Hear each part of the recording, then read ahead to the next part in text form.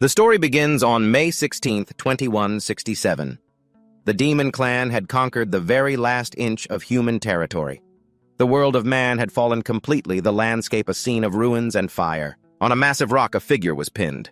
It was Tutran, his body riddled with injuries. Tutran the assassin recalled how 7 years ago several demon kings had suddenly descended upon the world.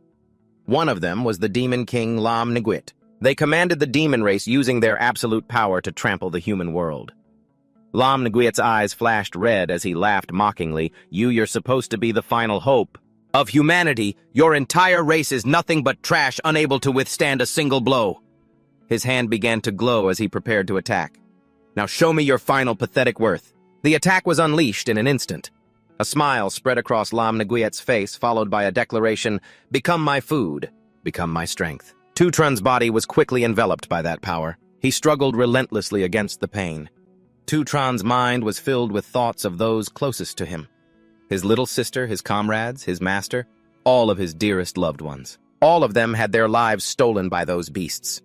Tutran gritted his teeth, thinking, "I'll do this for them." His body began to glow as he unleashed his final gambit. "And I'll take you down with me." The surrounding space was quickly engulfed in that light. Ultimate skill, Tex. Ultimate arc flash. Lam Niguit and his minions cried out in shock. "What is this?" "I can't move." Tutran's body began to disintegrate, yet a satisfied smile was on his lips. In his final moments, he thought of his loved ones. Little sister, master, mom, dad. We'll be together again soon. Tutran slowly closed his eyes, his heart filled with regret. My only regret is that I wasn't strong enough. If only I could have been a little stronger. The sound of Lam Niguit's furious cursing echoed as his body was shattered to pieces. "You despicable race, how dare you!" Tutran's dying wish echoed in the void. If only I could turn back time. Back to that year and find that demon den sooner. If only I could have stopped the first demon king from appearing. He died filled with such regrets. Then I wouldn't have lost everything so soon. Tutran's vision slowly cleared. Groggy, he gradually regained consciousness. He was lying in a bed. He practically shot up with a single thought. "I'm not dead." Then Tutran looked around the room. "Where is this?" He even got out of bed and looked down below. The building Tutran was in was the school's medical department. Seeing the bustling scene below, he couldn't help but wonder, but wasn't the world already destroyed? Where did all these people come from? However, Tutran had always been good at adapting. It took a long time, but I've finally accepted it. I've gone back in time 15 years. Back to my student days. Looking at himself in the mirror, he was dumbfounded. Just then, something suddenly appeared beside him. A line of text and a toolbar appeared before his eyes. Power of gluttony integration complete. I've returned to before it all began.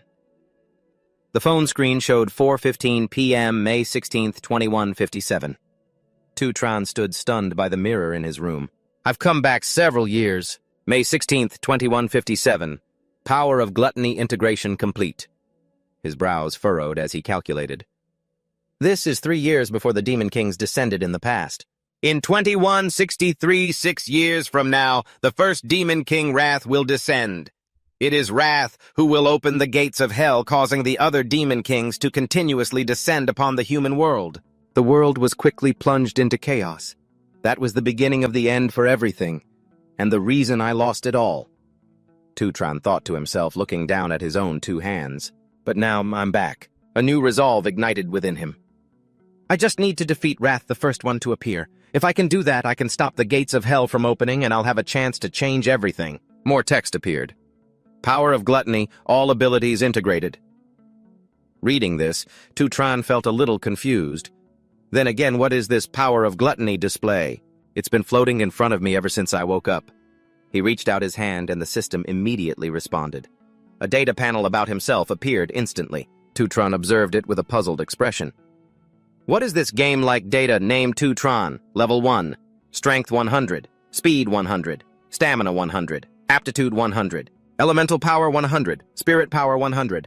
Are these my current attributes? His brows furrowed as he mumbled to himself. I've never seen anything like this before. I've always fought using my awakened power. Speaking of which, only 1 in 10,000 people in this world can become an awakened one. Tutran continued to recall the past. Furthermore, the school I'm attending now only accepts those with the potential to awaken.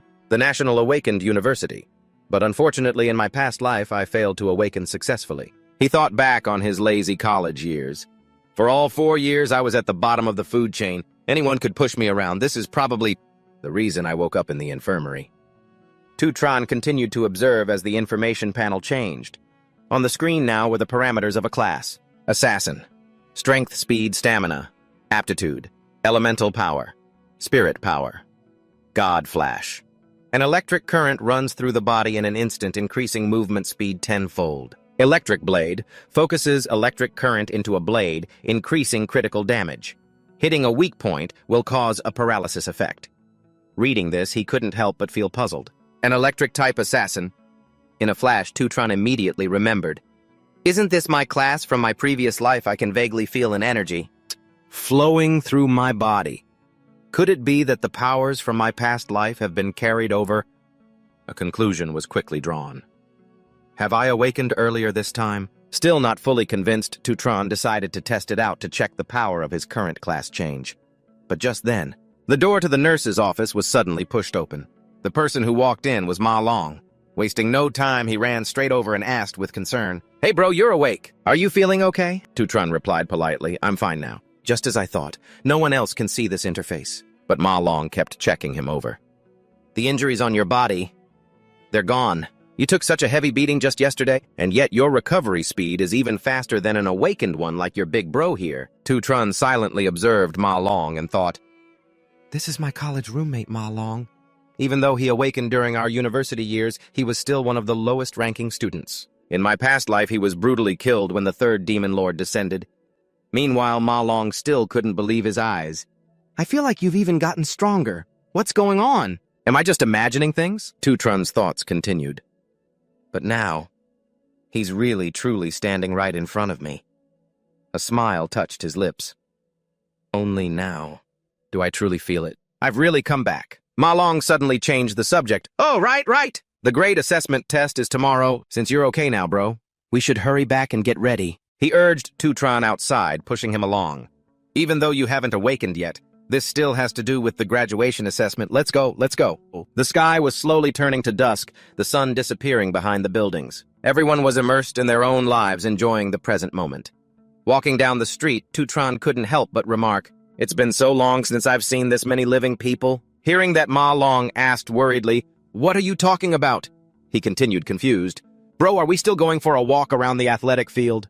But Tutran was lost in his own thoughts. I once lost everything. Painful memories of the past resurfaced. If I don't do anything, that hopeless future will soon return. Tutran's expression hardened with determination. I have to make a plan to level up as fast as possible. Then again, in this era, the only way for the awakened to level up is by killing monsters in dungeons. But those dungeons are monopolized by the major guilds, so outsiders have basically no chance to level up. Tutran kept looking at his stat window and wondered, if these are my current stats, how does my power compare to other awakened and monsters? What would that even look like? Name, Tutran. Level 1. Strength 100. Speed 100. Stamina 100. Luck 100. Elemental power 100. Spirit power 100. In order to distinguish between levels of power, the government classified the awakened and magical beasts into grades from highest to lowest, starting with S rank. He knew full well that most students at the school were stuck at E rank. Only a few geniuses or those with guild backgrounds could ever reach A rank. Looking at the big number 1 in the corner, Tutran couldn't help but wonder. Even if I can make a rough guess based on experience, what rank will I actually be assessed as? He glanced back at Ma Long. I'm definitely stronger than him at least. But just then, a ball came out of nowhere and suddenly smashed right into Ma Long's face. He hit the ground so hard his glasses broke. A voice called out from the nearby benches, "Well, if it isn't Tutran and Ma Long." Kung Tan looked at them like they were insects. They sure heal up quick. Ma Long was so scared he started to stutter. "So unlucky. We ran into him again." Tutran glared at him. Kung Tan smirked and added, "See, I told you these two can take a punch." He tilted his head, feigning annoyance. "You guys knew I was playing basketball here, so why didn't you think to bring a couple cases of water for me?" Ma Long reacted instantly. I'm sorry, I'll go buy some right away." But Tutran stopped him. "You're not the one at fault. They're the ones who should be apologizing." The moment he saw Kung Tan's face, Tutron instantly remembered. So it's this bastard. Memories from the past suddenly flooded his mind. Back then, he was still weak, the perfect target for bullying. Kung Tan's crew had violently shoved his head underwater. Meanwhile, Ma Long was helpless on the side. You guys stop. But at his pleas, Kung Tan just mocked him. And why should we stop? I'm just helping him, you know, he said while repeatedly shoving Tutron's head into the water. He still hasn't awakened yet. Shouldn't he get a little stimulation? Kung Tan's friends cheered him on with amusement. After a while, they finally let him go. Looks like he's passed out. Let's go. This isn't fun anymore. Only then was Ma Long able to rush to Tutron's side. Tutran, are you okay? Tutron himself was so filled with resentment that he cried out, "Why can't you just leave us alone?" Everyone knows the truth. Pure malice doesn't only exist in the demon lairs. Kung Tan stopped and asked slowly, "What did you just say?" "It also exists in the human world." His face showed clear amusement, bringing the scene back to the present. Kung Tan gave a contemptuous smile and continued, "You two clearly knew I was playing basketball here. So how come you didn't think to bring 2 cases of drinks?" Ma Long, still terrified, hurriedly replied, I'm sorry, I'll go buy some right now." However, Tutron spoke up and stopped him. "You're not the one who's wrong. They're the ones who should apologize." This rebellious attitude was completely beyond Kung Tan's expectations. Even Ma Long was bewildered and asked, "Tutron, what are you saying?" At the same time, Kung Tan's group activated their skills. Kung Tan E-rank warrior, huh? Tutron's gaze sharpened. He quickly recalled information about the man before him. This guy is Kung Tan. He relies on his older brother. Who's the president of the strongest student council? That's why he dares to prey on the weak. In reality, his own abilities are nothing special. From a distance, the other students were all watching with amusement. "Look over there. It's Kung Tan. Looks like he's about to beat those guys up again." The excited chatter echoed across the schoolyard. "Weren't they just sent to the hospital? One of them is the weakest awakened and the other one hasn't even awakened. They're the 2 most useless guys in school." Kung Tan only stopped when he was right in front of Tutron. He glared down at him, his question a demand. "What did you just say?" Tutron, for his part, didn't hesitate to repeat himself. "From now on, don't bother us." The moment he heard that, Kung Tan attacked. "I see you're really itching for another beating, aren't you?" But unexpectedly, his fist was easily blocked by Tutron. Kung Tan lost his balance and staggered backward. The sight left everyone stunned. What just happened? A flurry of discussion immediately broke out around Tutron. He actually blocked Kung Tan's punch, but he clearly hasn't awakened yet. What the hell? Am I seeing things? Kung Tan, furious from the humiliation, growled and cursed. "Damn it! A weak, unawakened little shit dares to challenge me!" On the other side, Tutron calmly activated a skill. "Perfect timing. I'll use you as a test subject. Multi-class change." Very quickly, the transformation was finished. Class change complete. Level 1. Tutron Lightning Assassin. Strength times 200. Speed times 3. Ahem. Stamina 100. Perception 100. Elemental power 100. Spirit power 100. Ma Long was so shocked his jaw nearly hit the floor. You... When did you awaken?" Tutron slowly felt the power coursing through his body as Kung Tan launched an attack with his skill Undying. "Demon armor!" he roared as he charged forward. "Looks like you've forgotten the taste of my killer fist." On the other side, Tutron met him without hesitation, unleashing a full-powered punch that connected squarely with Kung Tan's face. His body went flying backward. Those who witnessed this were stunned once more. What just happened in that instant? He sent Kung Tan flying with one punch. Even Ma Long could only stare, his mouth wide open. The whispers started up again. "Is that really Tutron? What the hell is going on?" Kung Tan, one cheek already swelling up, managed to curse, "You son of a bitch! You dare sucker punch me!" He then turned on his underlings. "What the hell are you idiots just standing there for?" However, they were already so scared they were breaking out in a cold sweat. But it was because Tutron looked absolutely terrifying right now. Kung Tan, not knowing when to quit, charged forward once more. "I'll kill you." And once again, he was stopped. This time, Tutron directly broke Kung Tan's hand. It was only then that he offered an assessment. Not too bad. Having said his piece, Tutron delivered a final blow. Kung Tan's body flew like a sack of sand, slamming hard into the wall behind him. He looked utterly pathetic. Everyone around was dead silent. Ma Long stammered, unable to believe his eyes. "Tutran, since when?" Another comment was made. Has he been this strong? As for Tutran, he was looking at his own status window again. Now he could draw some preliminary conclusions. Tutran level 1, strength 100, speed 100, stamina 100, perception 100, elemental power 100, spirit power 100. Based on what just happened, he could conclude a few things. First, just like before, I can switch to the lightning assassin state at any time. And even though my current system level is level 1, just as I predicted, my normal state is enough to handle the lowest ranking awakened. This proves my current grade is higher than E rank, but I'm still not sure which specific grade it is. Tutran's gaze hardened. But there's still one problem. He looked over at Kung Tan with a question in mind. I clearly defeated him. Tutran level 1, strength 100, speed 100, stamina 100, perception 100, elemental power 100, spirit power 100. But why haven't my system values changed at all? To test his theory, Tutran started walking forward slowly. Could it be? The crowd hurriedly spoke up, trying to stop him. Wait. Tutran, what are you trying to do? Gongcheng couldn't hide the fear on his face as the weapon was pressed against his neck.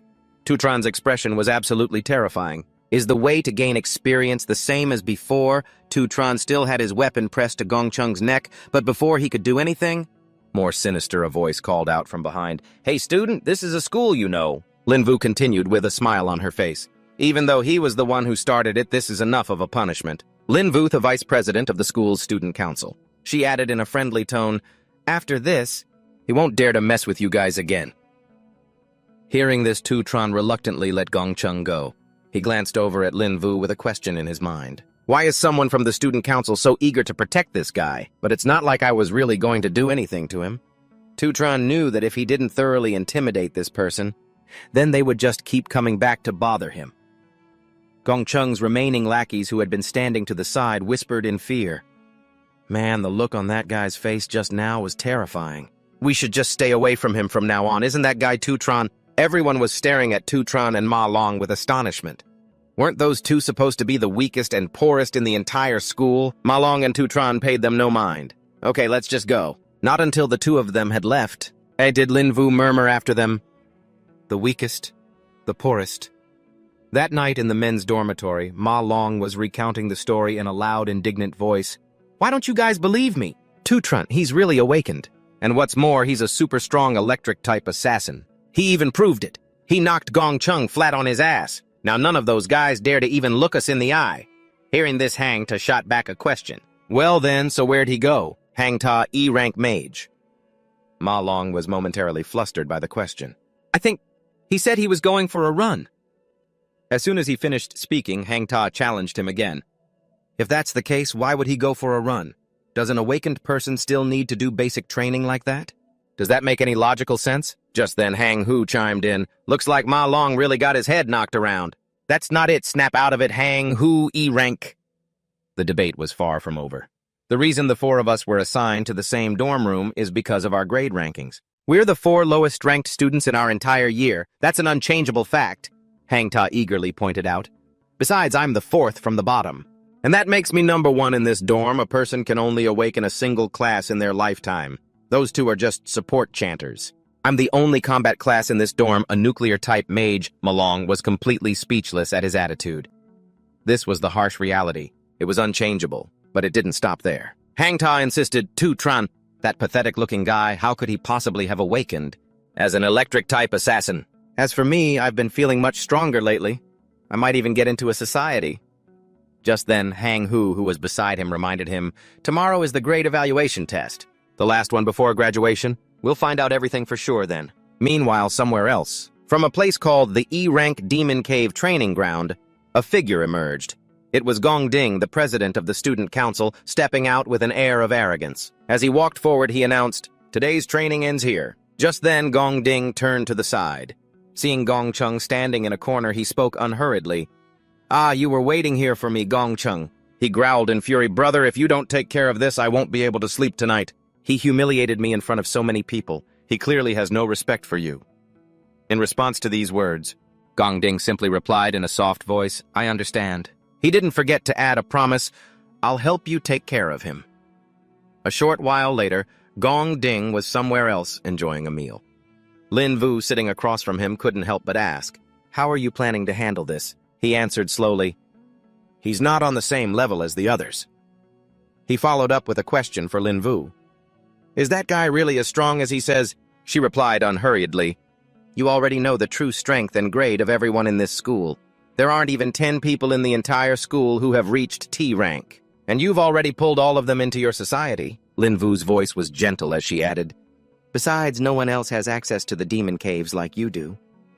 She then asserted lazily, Those mediocre awakened people. There's no way to level up. Meanwhile, no one can keep up with his pace. Tu Trun was training diligently, running 20 kilometers with a 100-kilogram weight strapped to him. As he ran, he thought to himself, Basic training can improve one's physical condition. An Awaken's upper limit is directly proportional to their physical strength. Only with a body strong enough can one withstand and fully unleash the power of their class. However, Tu Trun knew perfectly well that this was far from enough. Because the truth was, in the year 2160, the Demon King of Wrath left the demon lairs and descended upon the mortal realm. In the blink of an eye, he slaughtered a massive number of humans. Tu Trun was lost in thought, remembering the past. His only relative, his little sister. Don't. Yes, she died at his hands. The memories continued. It was that bastard Wrath who opened the gates of hell, allowing other demon kings to reach the mortal realm. At that moment, Tu Trun's face was a mask of determination. Therefore, his first phase goal, the one he had clearly established early on, was to kill Wrath.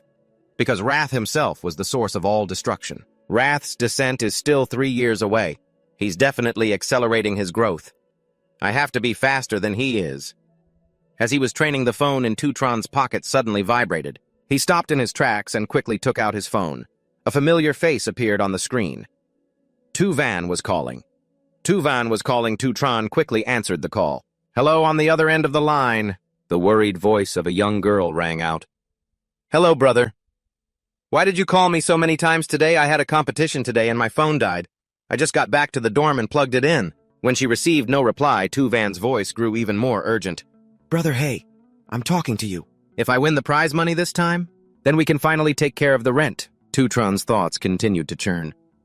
In that desolate future, I prayed to the heavens countless times, wondering if I could just start all over again. Tu Van's voice came through again.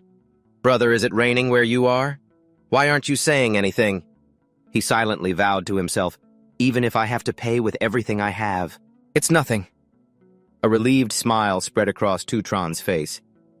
Even if it means dragging myself down into an endless hell, it's been too long since I've heard your voice. On the other end of the line, Tu Van couldn't help but feel puzzled. What are you talking about? Didn't we just talk on the phone the day before yesterday? We can see each other after my competition is over. So just wait for my good news, okay? After hanging up, Tu Trun finally looked up. Now, everything has truly started over. He resumed his training. 3 more laps. I have to get stronger as fast as possible. To protect all of this, time passed. Finally, Tu Trun returned to his dorm room. 8 hours had passed since he returned to this era. Alone in the bathroom, he could feel it more clearly and was gradually getting used to this body. Although his muscles were still relatively weak, the body was younger. Next, Tu Trun began to ponder the most important question. He slowly sat down on his bed and thought, to level up, I need to enter a demon lair. But the lairs are monopolized by the guilds. Tu Trun's gaze drifted up to the ceiling. Besides the nobles, most people don't have a chance to level up.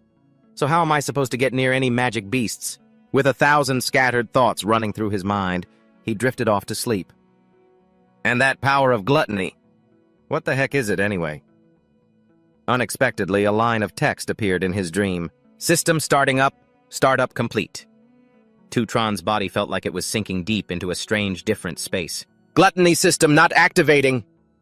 He snapped awake almost instantly, then gracefully spun and landed on his feet. Before Tu Trun now stood a tall tower. It looked incredibly bizarre. Questions immediately flooded his mind. Where is this? Wasn't I just sleeping? Before Tu Trun's eyes now was a strange place. He wondered to himself, what is this tower? Suddenly, several bizarre creatures rose from the ground. The system displayed their identity, E-rank novice corpse soldiers. Tutron glanced at them and began the class change process. Magic beasts, he thought to himself. Could this place be a demon lair? A note appeared above Tutron's head. It suddenly lit up. Class change complete. Level 1 Tutron Electro Assassin. Instantly, his eyes flashed, trailing electric sparks. Although the situation was still unclear, he had to deal with this nuisance first. A series of Tutron's stats were displayed by the system Electro Assassin. Strength, speed, stamina, perception, elemental power, mental strength, flash step. A current of electricity runs through the body, increasing movement speed by 10 times in an instant. Current blade focuses electric current into a blade. Increases critical damage on attacks. Hitting a weak spot will cause a paralysis effect. Just as the transformation finished, the horde of corpse soldiers charged at him. Tutron, holding the electric weapon in his hand, directly sent each one of them to their graves. Coincidentally, each slash dropped a handsome reward. Received corpse soldier's tooth ×3. He fought while thinking smugly, based on my current abilities dealing with these E-rank monsters, is still a piece of cake. A continuous stream of notifications appeared. Received corpse soldier's tooth ×3, received corpse soldier's tooth ×3, received corpse soldier's tooth ×3. Everything feels completely real. Not at all like I'm dreaming. Experience +52. After the conquest was complete, Tutron had accumulated enough experience for himself. Leveled up, level 2 Tutron Electro Assassin. He smiled, satisfied. The most important thing is that I can gain experience and level up in here. His information panel appeared with changes. Tutron level 2, strength ×2 210, speed ×3 315, stamina 105, perception 105, elemental power 105, mental power 105. All stats increased by 5 points. He grew even more excited, realizing he'd somehow gotten a demon lair he could grind in all by himself. Just after getting such an awesome reward, Tutron was confronted by the leader, the Withered King, an E-rank warrior. Whether it's a soldier or a king, one strike is all it'll take. He told himself, I have to stay here and get some proper training in. With just a few basic moves, Tutron defeated the Withered King. Several notifications appeared one after another. Experience +320. Leveled up. Level 3. Tutron Assassin. Loot. Withered Kernel ×18. Withered Crystal ×1. Looking at the system panel display, Tutron thought to himself, Strength 220, Speed 330, Stamina 110, Luck 110, Elemental Power 110, Mental Power 110. Based on these numbers, he easily confirmed that the experience from a leader monster was several times greater than that of smaller monsters of the same level. It's only been a moment, and I've already leveled up twice. But it didn't stop there. Tutron discovered something else. Seeing the words "can be devoured" in front of him, he couldn't help but feel a bit surprised because this had never happened before. He looked again at the notification above the Withered King's corpse. Can be devoured. Confused, he wondered to himself, what does "can be devoured" mean? Tutron's hand slowly rose. Could it be? Tutron reached his hand towards it, getting closer and closer. Light from the Withered King's corpse flared up, reflecting in his eyes. The moment he touched it, the space around the Withered King changed. A system progress bar activated devouring. A second later, Tutron held the last bit of light in his hand. Just then, the system confirmed devouring complete. Withered King. Warrior. Stats: absorbed strength, speed, stamina, luck, elemental power, mental power, trait, bone armor, immunity to cold. In low-temperature environments, all resistance attributes are enhanced. Even now, he still couldn't believe it. The absorbed monster had turned into a card. As if not believing his own eyes, Tutron cautiously looked at the card. I actually managed to kill it, then devour the opponent and turn it into my own class. His eyes widened. Isn't this... The image of the devouring from a few minutes ago appeared before Tutron's eyes. It was clearly him, but the face of Lan Yue also appeared as if she was there when he devoured the Withered King, so there was another secret. It was only then that Tutron concluded, the power of the Demon King Lan Yue. He stared wide-eyed, thinking, the power of gluttony, which originally belonged to the Demon King, has been taken by me. He then thought about how classes are inherently divided into strong and weak. In other words, each person can only have a single class. Tutron's thoughts turned to himself. But now I possess two classes at the same time. In an instant, he realized its potential. If I can devour other demonic beasts, then I can possess countless classes. Tutron turned his head and asked himself, why do I have this kind of power? His gaze was fixed on the tower behind him. And what is that demon tower back there? Suddenly, Tutron's body felt as if a mountain was pressing down on him. His pupils contracted as he tried to stand firm, wondering, what's with this immense pressure? Purple flames erupted before his eyes. Inside, a figure's voice echoed out, you've finally come. I have been waiting here for you for a very long time. Information about this being appeared. Overlord. His name was spoken from its mouth, Tutron. The sand and dirt beneath his feet moved like a living creature, scooping him up and throwing him backward. The government classifies awakened ones and demon layers into different levels based on combat power from lowest to highest E. He landed hard on the ground using his hands and feet to slow his slide. Facing the purgatory, Rakshasa before him, he thought to himself, in my past life I nearly died just trying to reach E rank, but right now my maximum combat power is only D rank. Tutron's eyes were glued to the Rakshasa on the other side. But the one in front of me is an S rank boss. The level difference is too great, it completely overwhelms all of my stats. His whole body tensed into a fighting stance as he wondered, what kind of demon lair is this anyway? Why is there an S rank monster here? Tutron's gaze locked onto his opponent. And what's more, how does it know my name? However, before he could move, the Rakshasa ambushed him. They fought for dozens of rounds. During that time, it had countless opportunities to kill me directly. With just a little more power, the Rakshasa could have finished the job. The Rakshasa sent him flying like a toy.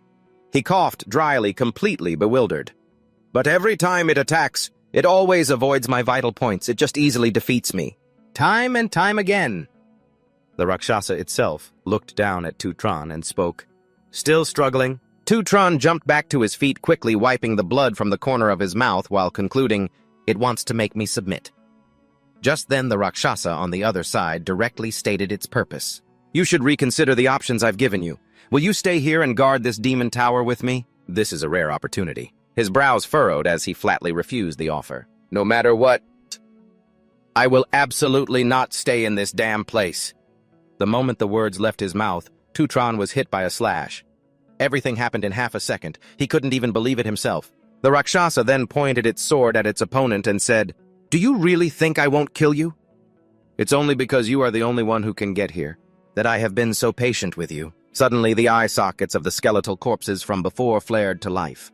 The Rakshasa's oppressive aura surged, accompanied by a question.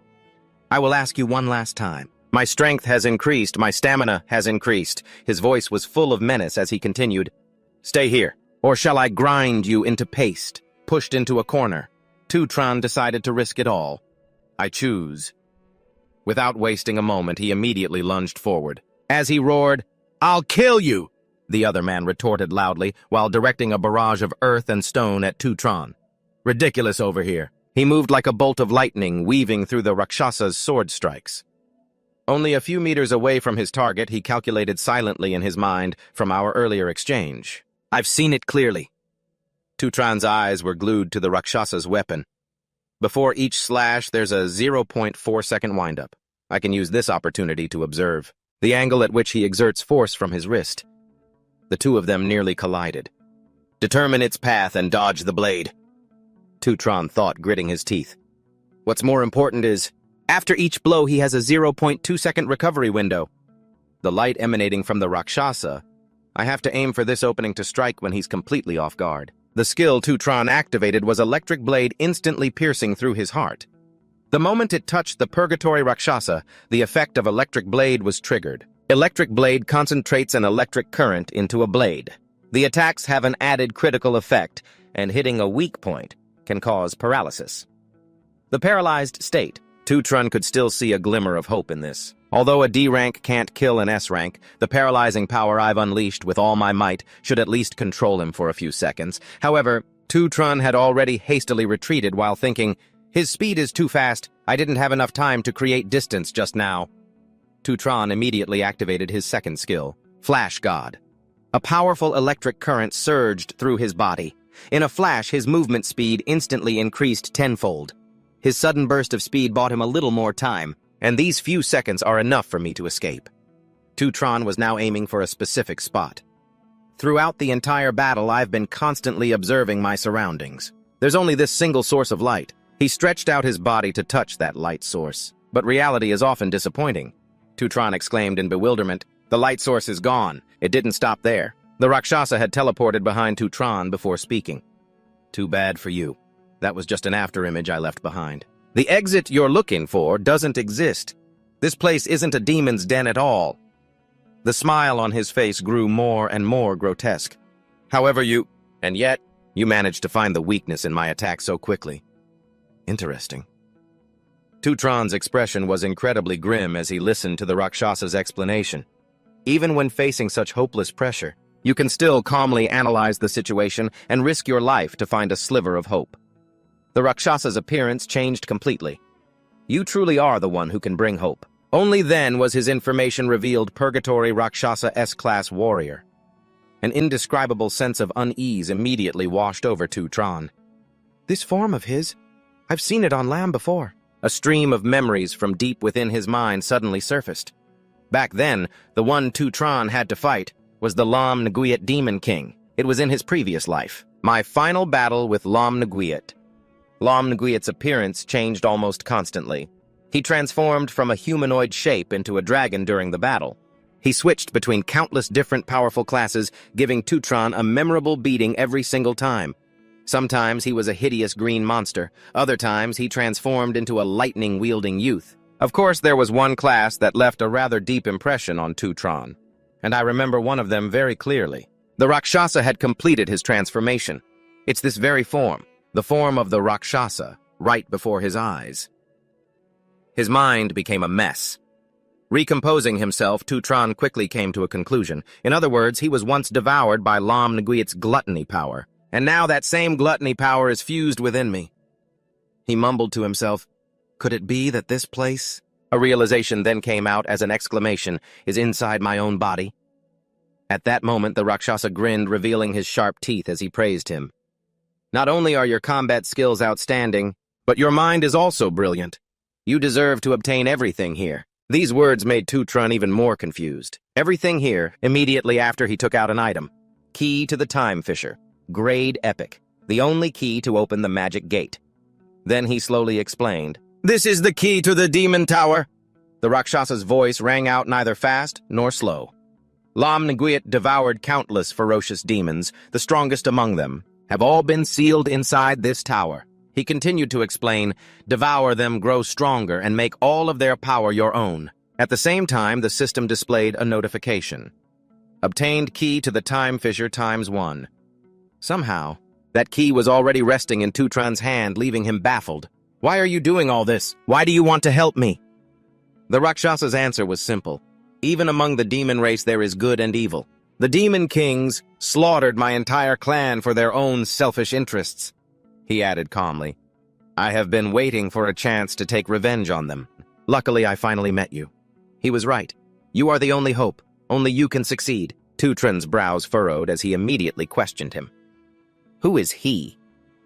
To this question, the Rakshasa didn't answer directly, only pointing him toward the answer. The answer lies within this demon tower. Go find them yourself. His body glowed as he continued, take my power, find them, and take revenge. Hearing this, Tutron was slightly taken aback. Take your power. Rakshasa gradually transformed into a great flame. From now on, you must become stronger. Open the gate to the demon tower and devour everything inside. His eyes flew open, staring intently at him. The demons there won't be as merciful to you as I am. They are the most cunning and vicious creatures in the world. Rakshasa's voice hit Tutron like a physical blow. But you must endure it all. You must conquer everything. You must stand at the pinnacle of the world. Finally, he finished with one last declaration. Go and devour every last one of those demon kings. Rakshasa's body had vanished. Only a person like that. Tutron stood motionless, watching him disappear completely. Is worthy of using my power. After these words, Rakshasa's body transformed into a ray of light, resting in the palm of Tutron's hand. A notification popped up. Devouring. He slowly absorbed the power and leveled up. Gained 10 levels. Level 14, Tran Victory Rakshasa Nether Code ×2. At that moment, Tutron gradually accepted the new power. I understand. I will carry that part of you with me. Information about his class card appeared. Devouring complete. Purgatory Rakshasa Warrior. Strength, speed, stamina, agility. Elemental power. Spiritual power. 100 bones return to ruins. Absorbs the physical strength of corpses. And surrounding power, converting it for oneself at a corresponding ratio. 3 forms of heavy tribulation. Changes gravity to attack opponents in 3 forms, falling and super heavy. Tutron's voice then rang out, "I will make them pay their blood debt in blood." Sunlight streamed into the room from the door. Just then a loud shout startled Tutron awake. "Hurry up and get up, everyone." As he became aware, he shot up from his bed. His roommates were getting dressed while urging him on. "Get a move on, don't be late, we have to wear our school uniforms today." Tutron felt an itch and thought to himself, "Is this me? Am I back in the dorm?" He immediately lifted his shirt to check. The wound had healed completely. Could everything that happened before have been a dream? The information panel appeared once again. Name Tutran, level 10, strength, 150 speed, 150 stamina, 150, agility, 150, elemental power, 150, spiritual power, 150. Purgatory Rakshasa, Rakshasa Nether Code, ×2, Key to the Time Fisher, ×1, Blightfang ×18, Blightfang Crystal ×1. But my system seems to prove that everything really did happen. Moreover, all the spoils I received in the dream were all brought out here. His own information had also changed. Name Tutran, level 10, strength, 150 speed, 150 stamina, 150 agility, 150 elemental power, 150 spiritual power, 150. After fighting all night, I've already reached level 10. I wonder what rank that's equivalent to just then. A young man walked over, breaking Tutran's train of thought. Hang Ta stood before him with a smug grin. "Someone was praising you last night. You've gotten stronger now, huh? You might even threaten my position as the best in the dorm." Hearing this, Ma Long cowered a bit. Over on the side, Hang Ta was still acting like a bully. "Let's go. The rank evaluation is about to start." Tutron didn't respond to his challenge. "We'll see what you're made of." With that, Hang Ta turned his attention back to his pate and pork roll sandwich. As they walked, Hang Ta began to mock the group. "Everyone in our dorm seems to be E rank, but don't forget that each rank is divided into 3 tiers. You guys are just low-tier E rank while I'm a mid-tier E rank. In the ranking system, mid-tier E rank is the highest in our school right now. Low-tier E, mid-tier, low-tier," his voice droned on. "The power gap between each tier is huge, so against kids like you, I could take on 10 of you, got it?" The more Hang Ta boasted, the more excited he became. Who knows, after 2 years without a test, my rank might have gone up. Seeing how arrogant he was, Ma Long couldn't help but egg him on. "To train later on, you have to unleash your full power. Show him a D rank and scare him to death." Unexpectedly, Tutron seemed lost in thought and asked back, "D rank." A moment later, the group arrived at the testing area. Hang Ta's eyes went wide as he took in the whole scene. On the massive TV, a few words were clearly displayed. "National Awakened University Rank Evaluation Ceremony." He let out a gasp. "Everyone's here so early." Just then, a tough-looking young man shoved his way through.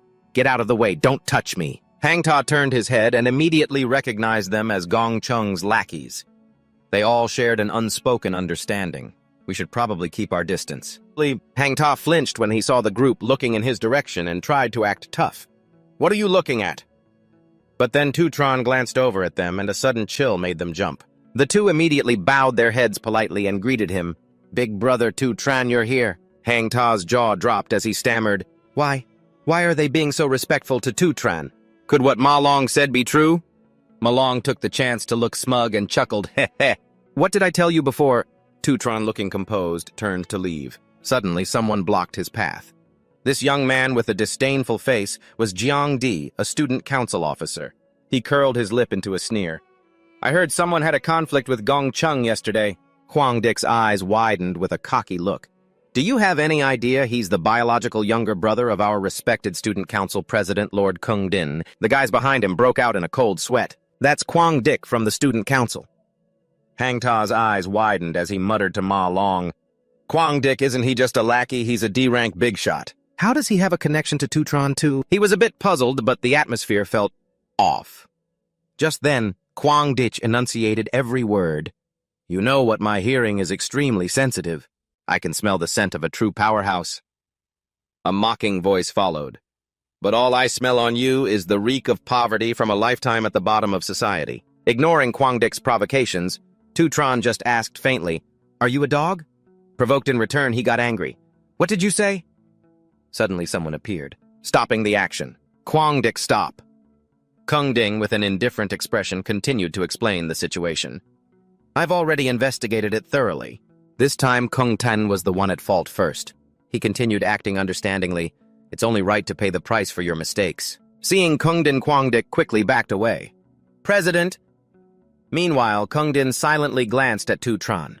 Tutron glanced back at Kungdin without flinching. The tense atmosphere was cut short when the teacher above announced, "Attention, students! The rank evaluation test is about to begin. We will conduct the tests in order of your student IDs.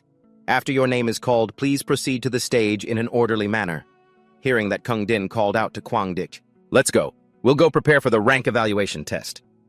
He scurried after him. "Yes, sir." In his heart, Kungdin silently affirmed, "This Tutran guy doesn't look like a threat at all." At the same time, high up in a tower, the figure of Lin Vu was watching the situation below. The man beside her spoke up, asking, "Why are you interested in watching the rank evaluation test today? Have you found someone worth evaluating?" Lin Vu gave a meaningful smile and replied, "This time's test. It might be very interesting." Time flew by. An hour later, the screen displayed the information for the next person to be tested, Hang Ta. Name Hang Ta. Potential rank. Ma Long cheered from below. "Go for it, Hang Ta, my brother." Hang Ta forced a confident smile. "Let's see what my true strength is." He slowly walked toward the display and in a flash stepped into another dimension. It should be mentioned that the rank evaluation test is conducted individually, in a specially designed magic circle.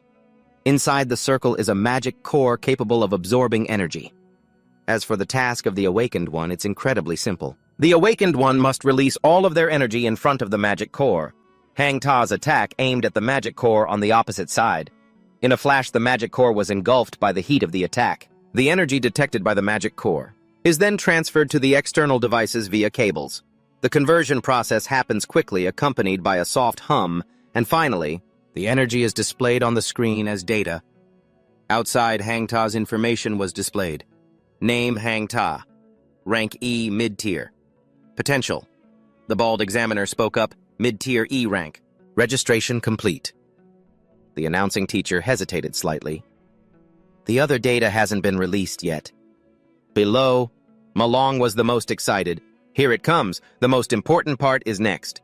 From what Tutron knew, and besides the current rank, it could also measure another piece of data, which is potential. This is the highest rank that this class can achieve in the future. The screen was now constantly shifting. Those with high potential are very likely to receive special attention from the nation. The screen displayed one word, potential C. The system confirmed, test complete. Current rank, mid-tier E rank. Highest potential C. Hang Ta walked out exhausted. Looks like my rank hasn't improved at all in the past 2 years. I really thought I would hit D rank. The announcement for the next person rang out. Ma Long ran over to comfort him. Relax. Hang Ta, my brother, we're even worse. The dorm members kept comforting each other. You're not the only one who didn't get D rank. Aren't we all in the same boat? Hang Hu said nothing. Hang Hu. Test result rank E high tier. Potential C. Ma Long. Test result rank E low tier. Potential C. Hang Ta. Test result rank E mid tier. Potential C. He tried to console them. There aren't many D ranks in this school anyway. Maybe this year there won't be a single one. The words had barely left his mouth when the system announced, test complete. Current rank D rank low tier, highest potential B. They looked up at the screen as someone ran out. The first D rank of the year has appeared. A while later, Kwang Dich came out cheerfully with an excellent result. Test complete. Current rank D rank low tier.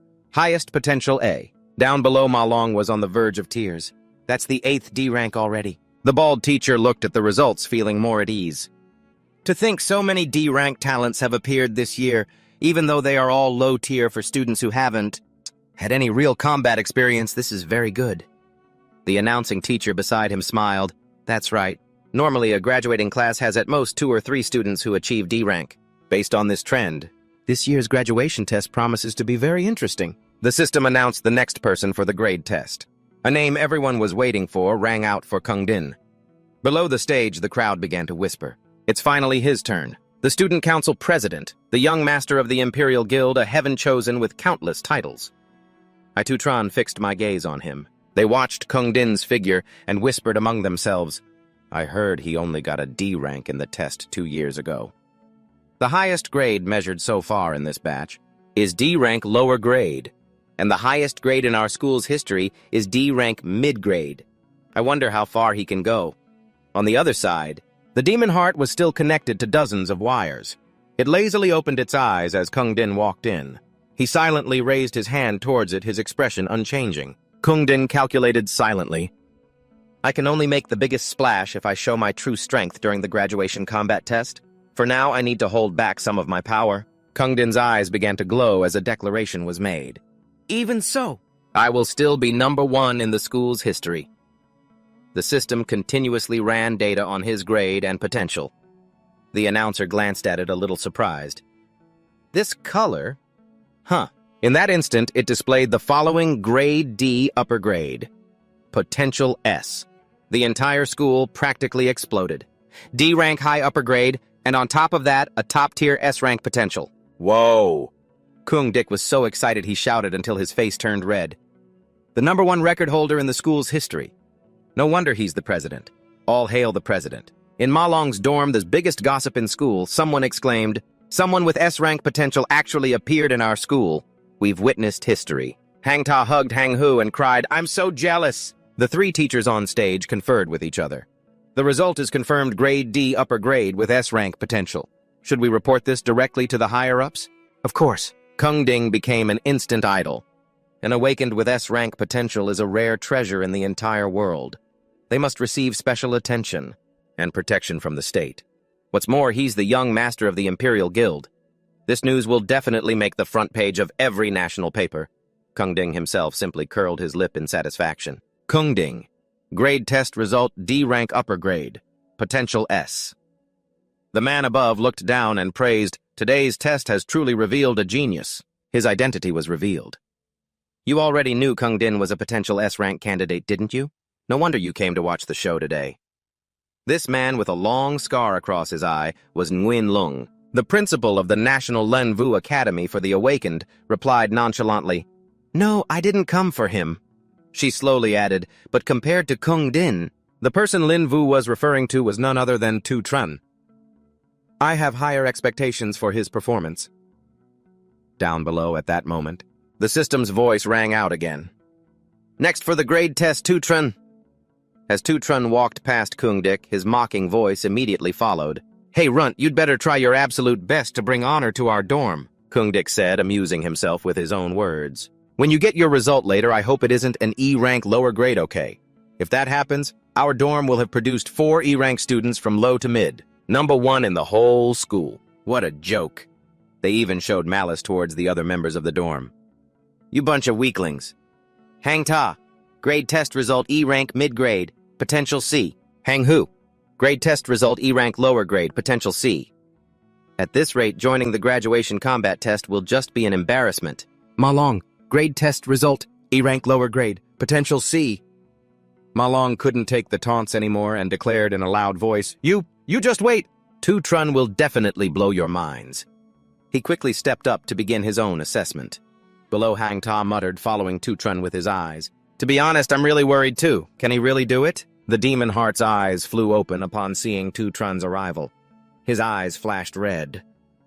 In this era, the best way for the Awakened to advance is by joining a high-level guild. For most people, the only chance to show their strength before the high-level guilds is the graduation combat test. Speaking of which, for the graduation combat test, candidates can freely form their own teams with a maximum number of members. The winning team will have all of its members chosen and directly recruited by the nation's top guild, the Imperial Guild. Therefore, this test not only helps everyone determine their own grade, but also serves an extremely critical purpose. At that moment, Kung Dik was busy introducing his juniors to Kung Din. Boss, this is Ngan Lum, a D-rank lower grade. He announced loudly, and with that, our 10-person team is complete. All 9 D ranks from this year are on our team when the time comes. And with Kung Thun, your younger brother, joining us, our team will definitely be number 1 in the combat test. This was the team selection. for the graduation combat test. It was obvious that in this situation, the strongest team would surely be formed, and the final MVP would undoubtedly be the president. And along with that, a weakest team would also emerge. The strong band together while the weak are cast aside and eliminated. This is the immutable law of survival in the biological world. After waiting for what felt like an eternity, Ma Long couldn't help but speak up. How long has Tutran been in there? Tutran's information panel hadn't reacted at all. There hasn't been any change whatsoever. The students below were also getting bored and started to leave one by one. The power of this body is probably too weak to determine that rank. The test is basically over. Let's go. Let's head back to the dorms. Seeing this, Kung Dick spoke up smugly. The rest of these people are surely just trash. You don't need to wait, sir. After all, our entire team is already here. Let's go find a karaoke bar. Kung Ding heard his nonsense but had no intention of stopping him and called over his team members. Unexpectedly, at that moment, the system slowly began to respond. Tutran's information panel changed. The words High D rank appeared. A deadly silence fell over the space below. Then the crowd erupted. High D rank, look, I told you so before. I wasn't wrong, was I? Kung Dick's jaw dropped. A high D rank fan. Meanwhile, inside the Demon Heart space, a different notification was appearing. Current rank test result high D rank. Program has detected an unstable state in the Demon Heart. Test results may be inaccurate. Examinee is requested to retest. Tutran looked at his own information panel. He thought to himself, just now I was using a normal body without changing my class. It seems my basic strength at level 10 is equivalent to a high D rank. A system notification appeared as he controlled his hand. Changing class. Class change complete. Tutran was now using the Morning King class. Next, I'll test my currently weakest class. The panel, which had been displaying a D, changed once again. Tutran's rank was determined to be mid-C rank. The onlookers roared once again. What's going on? Tutran's rank went up again. Kung Dick's jaw dropped and he couldn't help but exclaim, Rank, that's absurd! There must be something wrong somewhere! Even the professors were just as bewildered. Why did his rank change again? Is there an error in the system? However, the space inside was still not completely stable. Program has detected an unstable state in the Demon Heart. Test results may be inaccurate. Examinee is requested to retest, because at this very moment, Tutran made another decision. In that case, my other two classes must both be above C rank. Changing class again. Class change complete. Tutran was now in his Purgatory Asura class. Next, let me test my greatest power. The eye of the heart demon flew open in horror. A storm appeared in the sky with raging winds and incessant lightning strikes. Kung Dick and the others were scared out of their wits. What is this situation? Hahu looked up at the sky, his hands clasped in prayer. A celestial phenomenon. Today will surely be recorded in history. It seems our dormitory is about to produce a world-shaking great figure. The information panel above had still not completed its evaluation, until a massive letter S appeared this time. Even the teachers couldn't believe their eyes. It's an S-rank potential. Kung Din was also visibly surprised. However, the system's voice rang out again. Warning. A second S appeared. Warning, system error. Examinee's potential has now reached X text points. Potential cannot be measured. Exceeding system's maximum load. Kung Dick was so shocked his jaw hit the floor. An explosion followed. The teachers acted almost instantly. This is bad. It looks like the Demon Heart is overloading. Quick, go in and see. The students, not knowing what had happened, rushed inside to check the situation. Tutran, are you all right, classmate? However, he just stood there looking down at the state of the Demon Heart. They couldn't help but exclaim, the Demon Heart is dead. The teachers actively inspected it. Could it be from being used for too long today? Meanwhile, Tutran just lazily walked outside. Oops, I accidentally used too much power and killed the Demon Heart, but it gave me a pleasant surprise.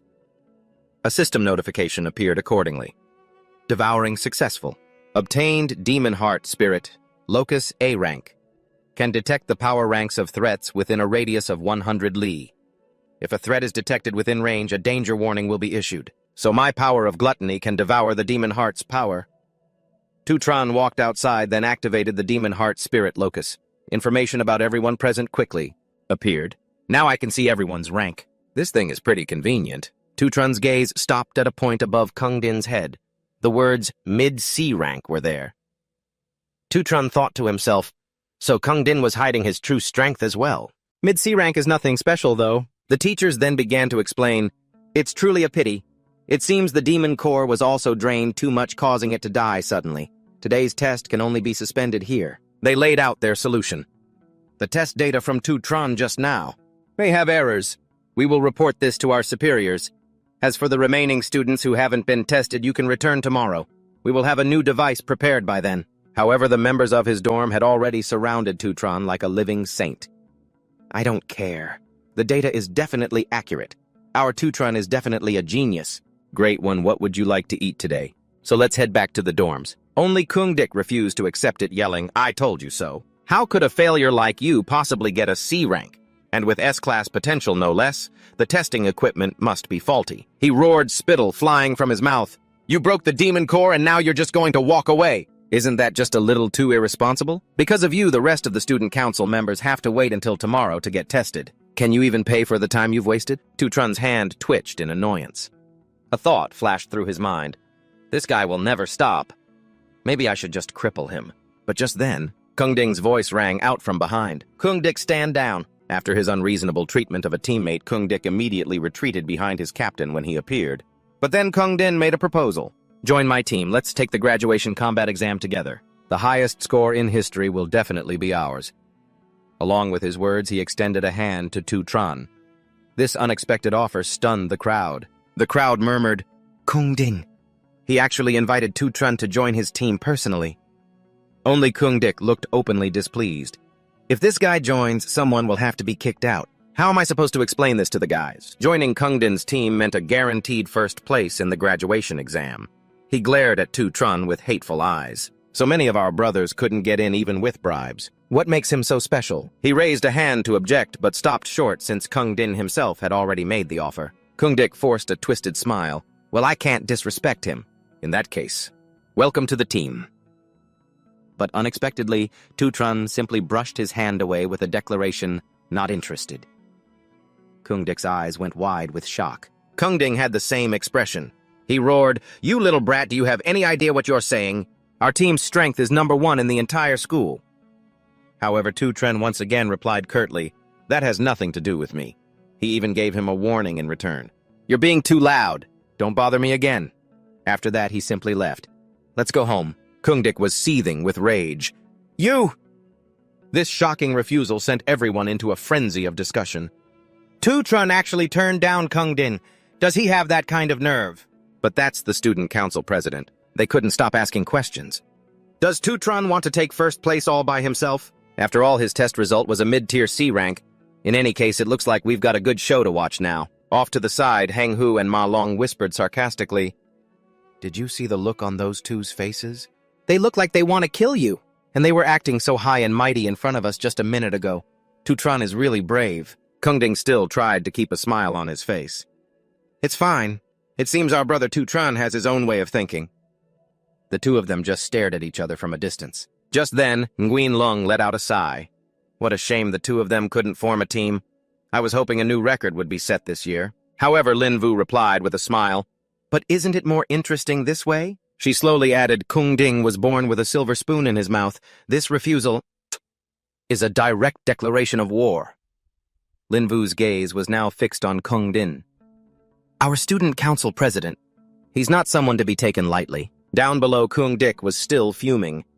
"The test must be flawed for him to stand out. Does he really think he's C rank?" Unexpectedly, Kungdin countered with a question. "What if the test wasn't flawed? Even if there's only a 1 in a million chance, I absolutely will not let anyone else take my first place position." Kungdik's voice lowered as he made a suggestion. "No matter what, he's just a student with no real combat experience. We're the elites who have secretly fought alongside you countless times in the demon pits. Why don't I go and teach him a little lesson for you?" This made Kungding laugh. "In your eyes, am I really that petty?" He hastily corrected himself. No, that's not what I meant." He just turned and walked away. "I'm not in the mood for karaoke today. You and the other members can go and arrange it yourselves." However, he didn't forget to leave a reminder, "Whatever you do has nothing to do with me." Kungdik silently watched him go quickly, understanding the hidden meaning in his words. "I understand. It won't have anything to do with you at all."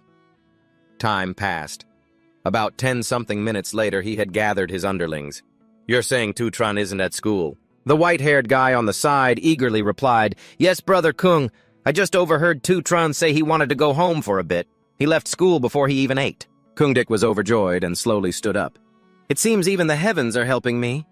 The smile on his face gradually lost its humanity. "It's more convenient for me to get rough with him outside of school." Meanwhile, Tran was walking with an expressionless face.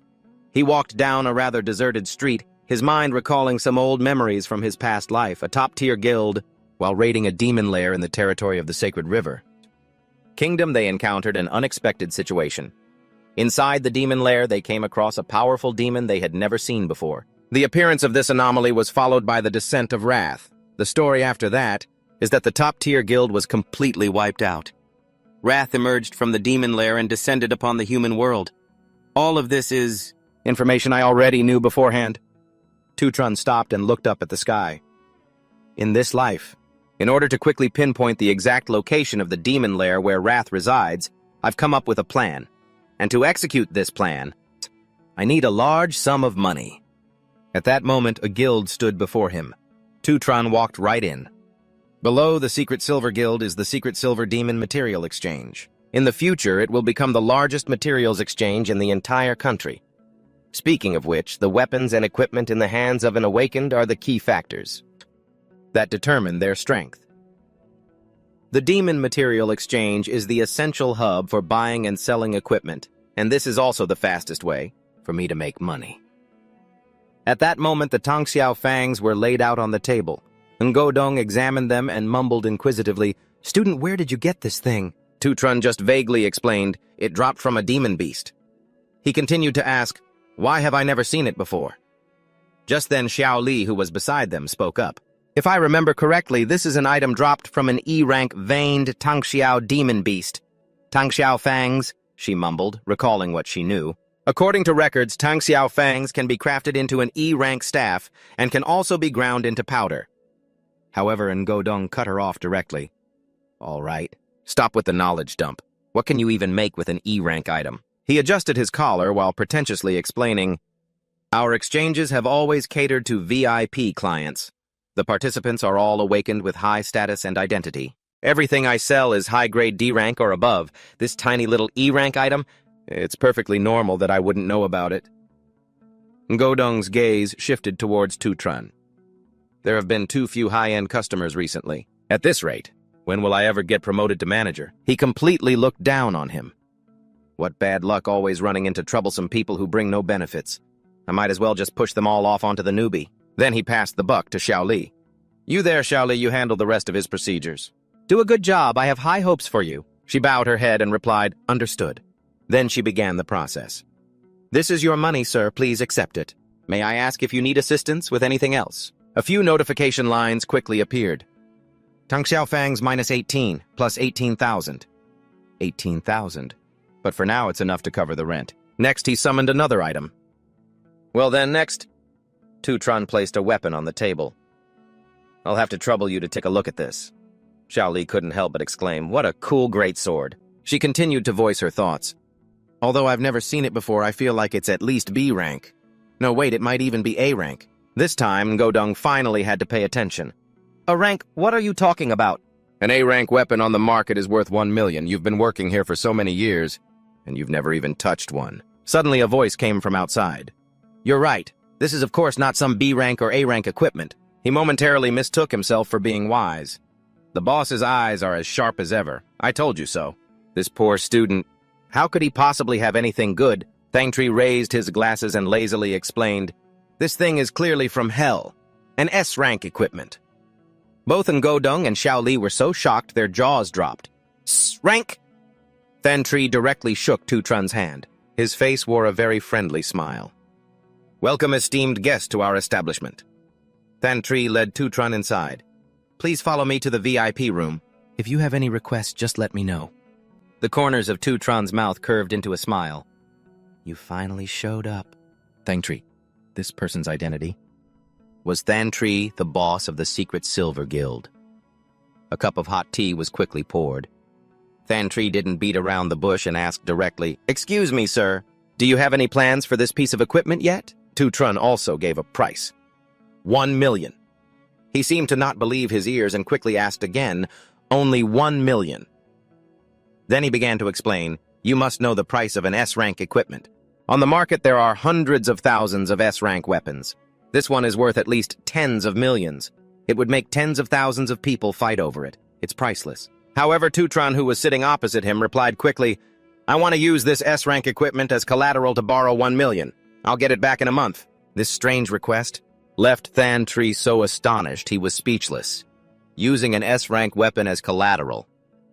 Is this really an idea a university student could come up with? He observed Tutron calculating.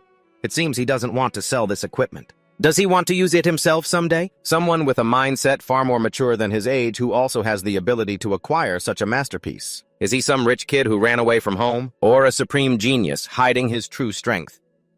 In short, this person is definitely not simple. Tutron repeated his request once more, just for 1 month. Just for, "When the time is up, I will immediately pay back the money. Furthermore, after 1 month, I'll pay an additional 10% interest. How about it?"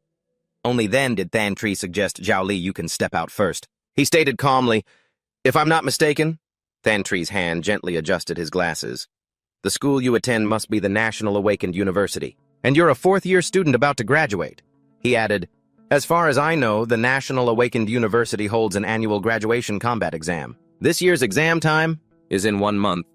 Moreover, the prize for first place just so happens to be 1 million, which perfectly matches the amount you want to borrow."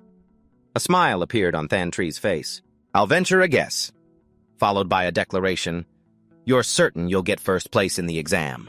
Without letting Tutron reply, Thantri continued, "You can clearly get the prize money in a month, yet you're rushing to mortgage a valuable item for a loan now. This means you desperately need this money right now. Moreover, you must have been pushed into a corner to resort to such a measure, right?" The corners of his mouth curled into a smile. "If that's the case," followed by an extremely tempting offer, "I can immediately lend you 1,500,000 in cash. Furthermore, for 1 month, the interest will be 0. He extended his hand towards Tutron and continued, "Consider it me making a friend out of you." Tutron had remained silent this entire time. Thantri gave a playful wink. "Rest assured, sir, I will keep everything that happened today completely confidential. However, if you have any new trading needs in the future, please consider using our exchange first. I will give you the best possible price. What do you think?" Tutron's gaze was fixed on him. He deduced my background and needs from just a little information.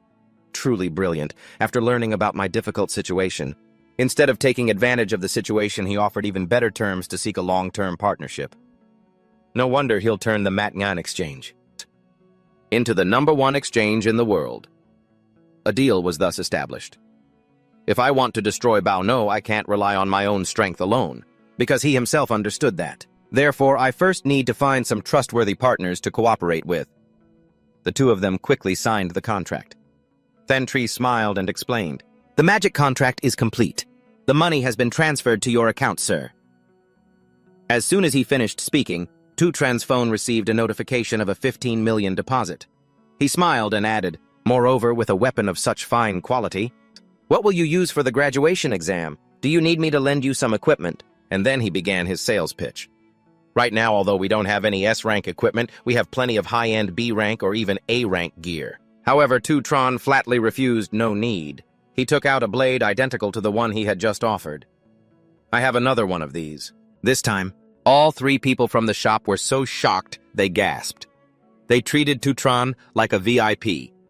"Truly a young hero. Honored guest, please take care on your way out." After he had left, Thantri spoke up. "It's a good thing Zhao Li managed to keep this honored guest. You're immediately promoted to manager." However, after taking a few steps, Tutron seemed to remember something. "Oh, right." He turned his head back and said, "I want to buy something." Only after the transaction was complete did Tutron leave. The place he went to was the Thuong Thuong County long-distance train station. Tutron was lost in his own thoughts. "In my past life, money problems plagued us for a very long time. Back then, I had just graduated and hadn't awakened yet, so no guild would take me. My life at that time was not easy at all. Time's almost up. I had to do all sorts of odd jobs just to earn enough to pay the rent. I even only had a balance of 105.6 in my account. Xiaoyun and I could only live as frugally as possible. After paying the rent, we're out of money again this month. It's okay, big brother. I found a tutoring job." A letter arrived. Admissions notice for the Seton Silencer International Central Academy of Arts student Tu Van. Xiao Yun didn't waste any time and immediately tore it up. I passed again. Then she declared, "But that place is too far away. I just want to stay with you." Because she was afraid of being a burden on our family, my sister even gave up her dream of going to high school. Back in the present, Tu Tran looked around. It's not early anymore. Van, shouldn't she have been here by now? Just then, a familiar voice came from behind him. Van was nagging him non-stop. I've told you so many times. If you're going to pick someone up, you wait at the exit, not the entrance. The young girl was dragging a huge suitcase beside him. You must have been so busy you got all dazed again, right? Tu Trun's eyes widened as he thought to himself, it's been 7 years. Tu Van approached him. Bro, why aren't you helping your family with their luggage? She frowned, waving a hand in front of his face to check. Bro, why are you spacing out like that? Without saying a word, Tu Tran pulled Tu Van into a sudden hug. The action clearly took her by surprise. Meanwhile, he was thinking, 7 years, I finally get to see my little Van again. Tu Van struggled slightly while shouting, followed by a scolding. Forcing Tu Tran to let go, she said, Are you trying to squeeze me to death? She tossed her luggage to him and continued, You've been acting so weird these past 2 days. Don't tell me you confessed to some girl and got rejected. Tu Tran just chuckled and denied it. No, nothing like that. Tu Van seized the opportunity to hurry him along. Well then, let's get going already. Let's go home, let's go home. As they walked together, she started to recount, oh right. The test this time was really hard. Let me tell you. Tu Tran gazed at Tu Van with a doting look, thinking to himself, In this life, I promise myself one thing. I will never let you suffer any injustice. Elsewhere, Quang Dic's group was preparing an ambush. This is the road that Brat Tu Tran always takes on his way home. He muttered his plan to himself. We'll lie in wait, and as soon as he shows up, jump him for me. A sinister smile spread across Quang Dich's face. I'm going to make him taste the consequences of provoking me. A lackey next to him seemed more hesitant. But Minister Quang Dich, a lot of guys from the student council are here. If we go too far, won't we? But Quang Dich cut him off impatiently. I was only going to teach him a little lesson. But that brat's attitude was just so unbearable. That bottom-of-the-barrel E-rank trash, acting like he's some C-rank. And he still dared to mess with me. Tu Trun's glare back then had wounded his pride. You're too loud.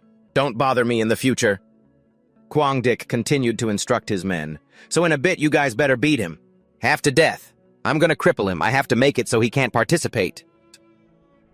In the graduation exam 2 weeks from now.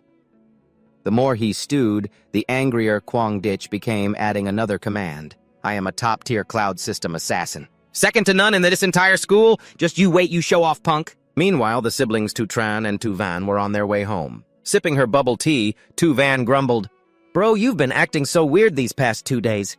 Is it the pressure from the graduation exam? She added lazily. Anyway, a straightforward guy like you isn't the type to get hung up on emotions. Then she suddenly turned to Tu Tran and declared, Bro, no matter what you have to cheer up, didn't you once tell me your life is long, opportunities will come soon? She asked eagerly. How did that song go again? Don't trust in yourself. Tu Tran said nothing, just looking at his sister with adoration. Van is so perceptive. She could tell something was different the moment she saw me. Right now, she doesn't know she's awakened yet, so she still thinks we're living the same frugal life as before. He thought, then gently reassured her. I'm really okay, Van. Internally, Tu Van was completely dissatisfied. Still being so stubborn. Is this about your manly pride? She knew well enough that men start building walls around themselves at a certain age. The books weren't wrong after all. Looks like my big bro has reached that age. Neither of them knew that someone was secretly watching them. Spotting them, the subordinate quickly reported, Minister, that brat has his little sister with him. A lecherous glint appeared in Quang Dich's eyes. Well, isn't that just perfect? This alley doesn't have any cameras. You guys are in for a treat this time. Tu Tran instantly glanced behind him. This aura, it's those guys from the student council. He thought with a hint of admiration, to think they'd dare to track me all the way here. At that thought, he took out his earphones and quickly put them on his sister. Then Tu Tran gently explained, Van, he coaxed softly, there's a song I really like. I've been listening to it over and over recently. You listen for a bit, okay? Huh. The girl looked very surprised. Since when are you into listening to music? Tu Van obediently listened to the music, thinking to herself, this is good.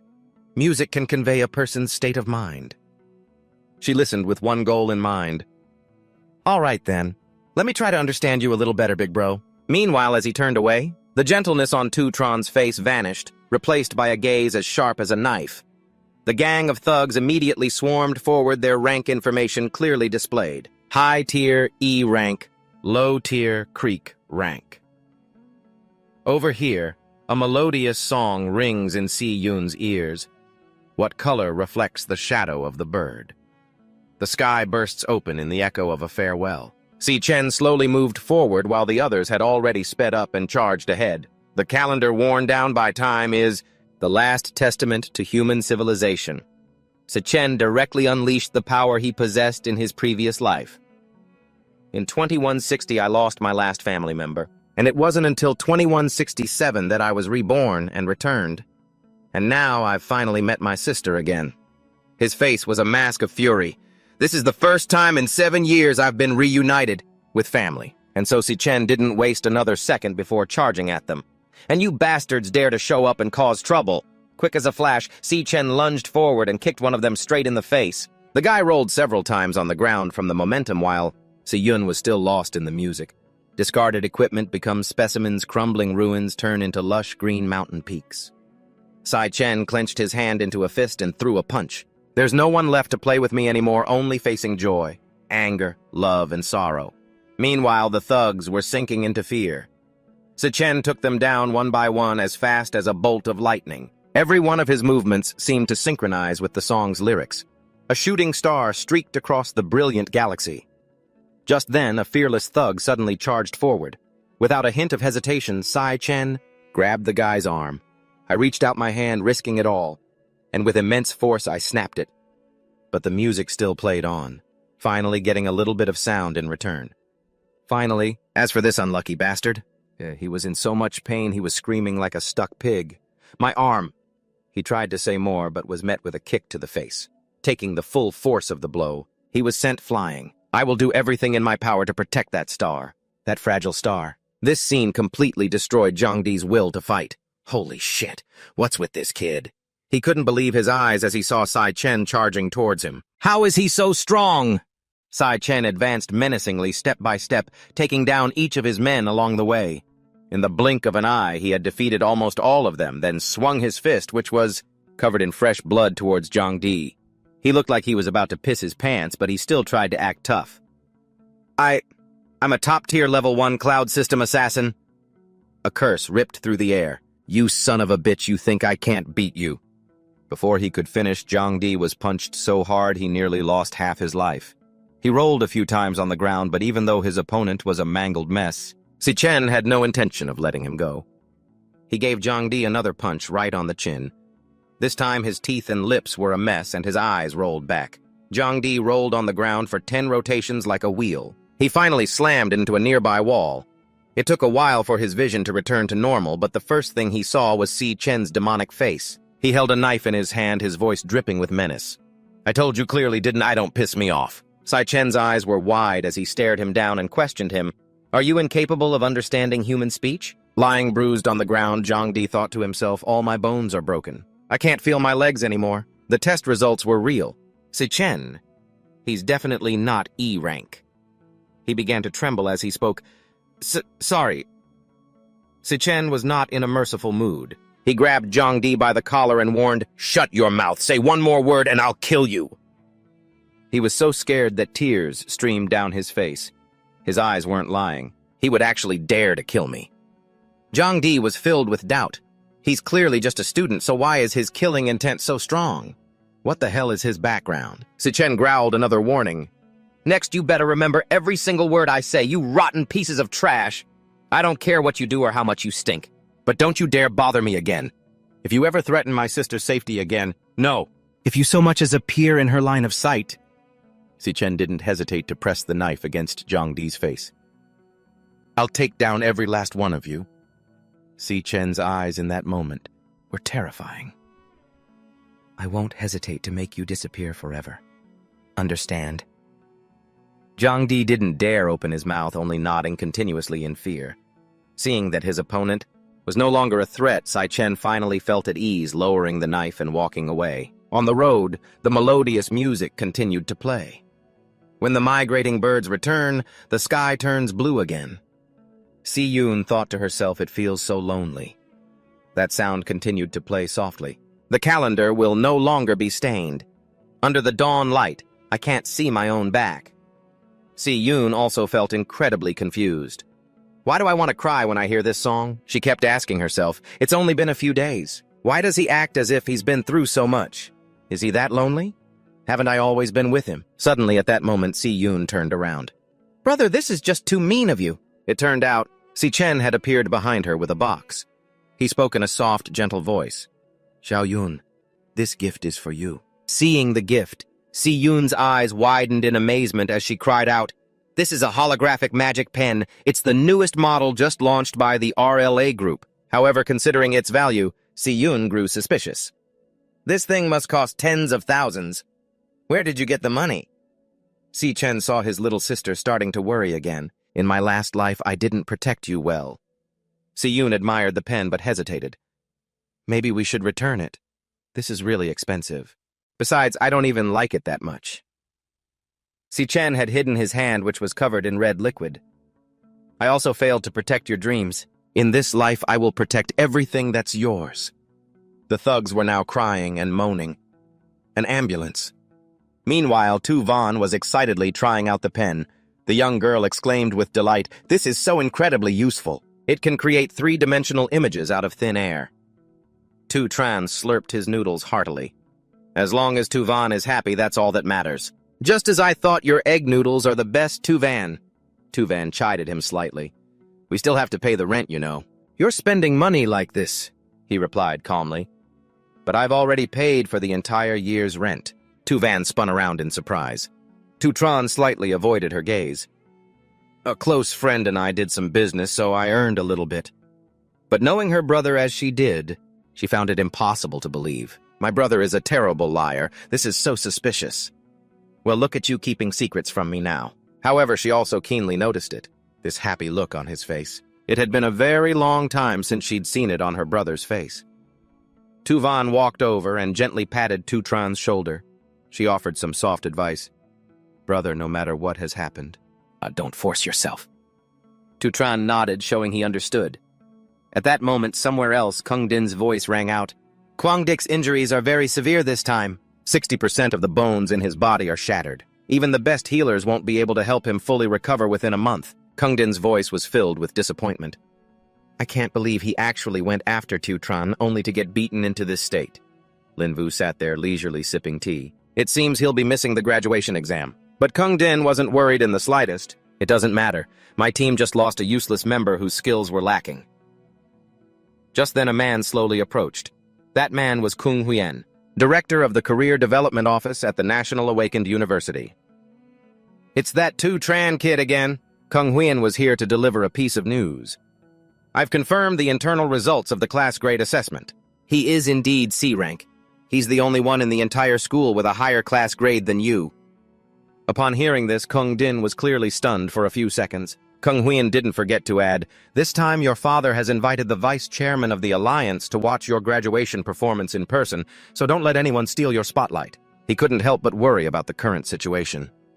But if it's really not possible, and I'll just have my niece take the open spot on Kung Din's team.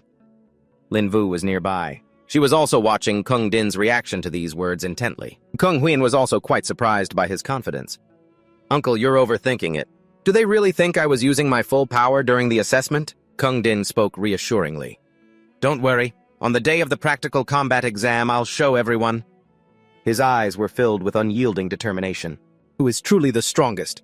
At that same moment, 11 p.m., Men's Dormitory, National Awakened University. Tu Tran was washing up after a tiring day of activity. Today's 100-kilometer weighted training complete. The immediate financial problem is solved. Everything's going smoothly. After graduation, I can start making real plans. He began to map out his next steps. Next mission, successfully obtain the 1 million yuan champion's prize for the graduation test. I'll pay off the debt to Than Tri. The contract with Than Tri must be honored. In short, there are still many things I'll need his help with down the line. Tu Tran lay on his bed, endlessly calculating. There's 1 month until the test. I need to level up a few more times. As Tutron closed his eyes, a notification sound chimed. System initializing. Gluttony system activated. Tutron was transported to a completely unfamiliar space. He calmly stepped forward. Tutron remembered the previous test results very clearly, which showed that his weakest class tank monarch could reach C rank. As for his strongest class Purgatory Asura, the class grade failed to display. Even though Purgatory Asura is an E rank class before this, I wasn't able to unleash its full power. So I still don't know how much power I can release, therefore, the corresponding grades for my other 2 classes are still unclear. Tutron summoned an item. Key to the Time Fisher grade Texintix, a key that opens a magic portal. The magic portal slowly opened. Tutron calmly stepped inside. I have to test this out a bit today. I wonder what it's like inside this magic portal. The discomfort from within made him shield his eyes, but at that moment Tutron couldn't help but be surprised. The place Tutron arrived in was incredibly barren, with no signs of life whatsoever. A wasteland. He couldn't help but stare frozen for several seconds. Tutron could barely take it and had to drop to one knee. He exclaimed, "The gravity here! It is absolutely insane!" Tutron observed his surroundings for a moment and came to a conclusion. The door he had just passed through had disappeared. He probably had to defeat the boss on this floor before the door would open again. In this environment, I can only use 30% of my full strength at most. I need to find a way to adapt to this place. The sooner the better. Behind Tutron, a figure was approaching silently. It was the illusionary spirit master, an elite warrior. Without wasting words, Tutron immediately activated his job-changing skill. Very quickly, he completed the job change. Job change complete level 14. Body training assassin. Strength times 2 300. Stamina 150. Elemental power 150. Speed times 3 450. Agility 150. Mental power 150. So you're the enemy of this floor, huh? The illusion master said nothing and lunged at Tutron, but luckily his quick reflexes allowed him to dodge. Lightning blade. He charged straight at his opponent. My body feels so heavy. I need to finish this fight as quickly as possible. However, his first attempt failed. But Tutron was also pretty shocked by this situation. The stab missed. And while he was lost in thought, the illusion master seized the opportunity to counterattack. The high gravity severely affected both his speed and accuracy. However, that didn't make Tutron lose his usual confidence.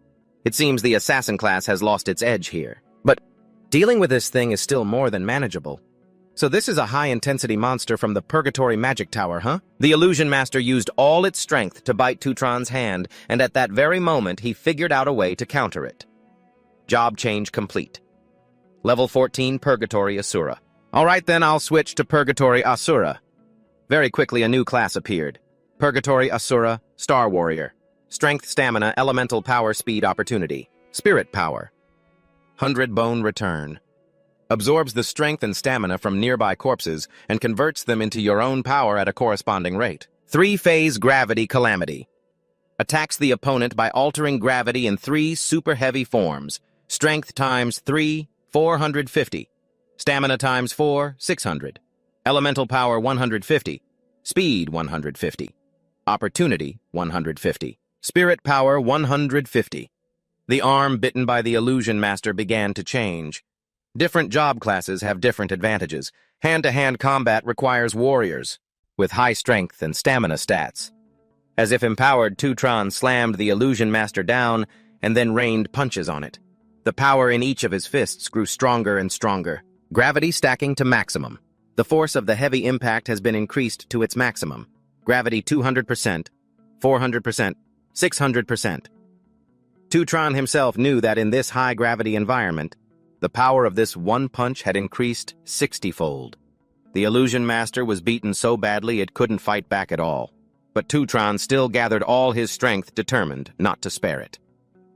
He poured all of his primal strength into the final blow. Don't you dare try to stop me! After who knows how long, only the continuous sound of panting remained. Tutron, completely drained of strength, lay sprawled on the ground. Even as a notification chimed, received illusion lion bone times 1. Experience plus 12,000. Leveled up to level 11. Thanks to the illusion master, Tutron had the chance to truly understand. Each star on the card represents a value multiplier. The more stars, The higher the intensity of the future job class will be: Star Warrior, Strength, Stamina, Elemental Power, Speed, Opportunity, Spirit. Power times 11. Strength times 3, 450. Stamina times 4, 600. Assassin Strength Stamina. Elemental Power Speed Opportunity Spirit Power times 9. Strength times 2, 300. Speed times 3, 454. Tutran now clearly understood his own abilities. The more stars the Purgatory Asura class has, the higher the overall stat growth and the higher the power grade of the class will be in the future. It will be much higher than the Lightning Assassin. But just now, dealing with that B-rank monster, I had to use everything I had. It seems that for now, neither of my two classes can break past B-rank. Tutran then snapped out of his thoughts. Come to think of it. He looked at the motionless illusion master, wondering why the system hadn't displayed the "can be devoured" prompt after he defeated the monster this time. Tutran struggled to his feet. Moreover, the gate to the next floor hadn't appeared. But right at that moment, he suddenly realized something. Could it be? Just as Tutran suspected, a spatial rift suddenly opened up behind him. Inside, countless pairs of eyes were staring him down. A jolt of adrenaline shot through Tutran. Does this mean the real boss hasn't even shown up yet?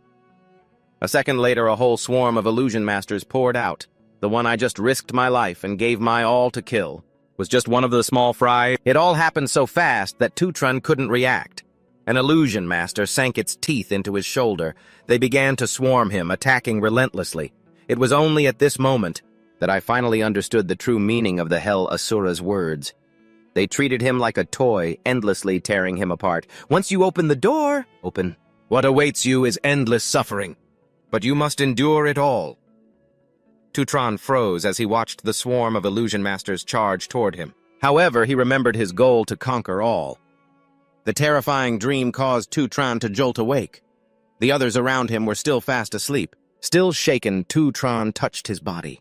The feeling of muscles being torn from bone, of flesh being ripped away.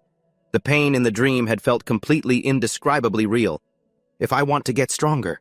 There are no shortcuts on this lonely, arduous path through purgatory. It has only just begun. Time passed quickly. It was now Friday, May 20th, 2157. At the National Awakened University Auditorium, everyone had already gathered. Friday, May 20th.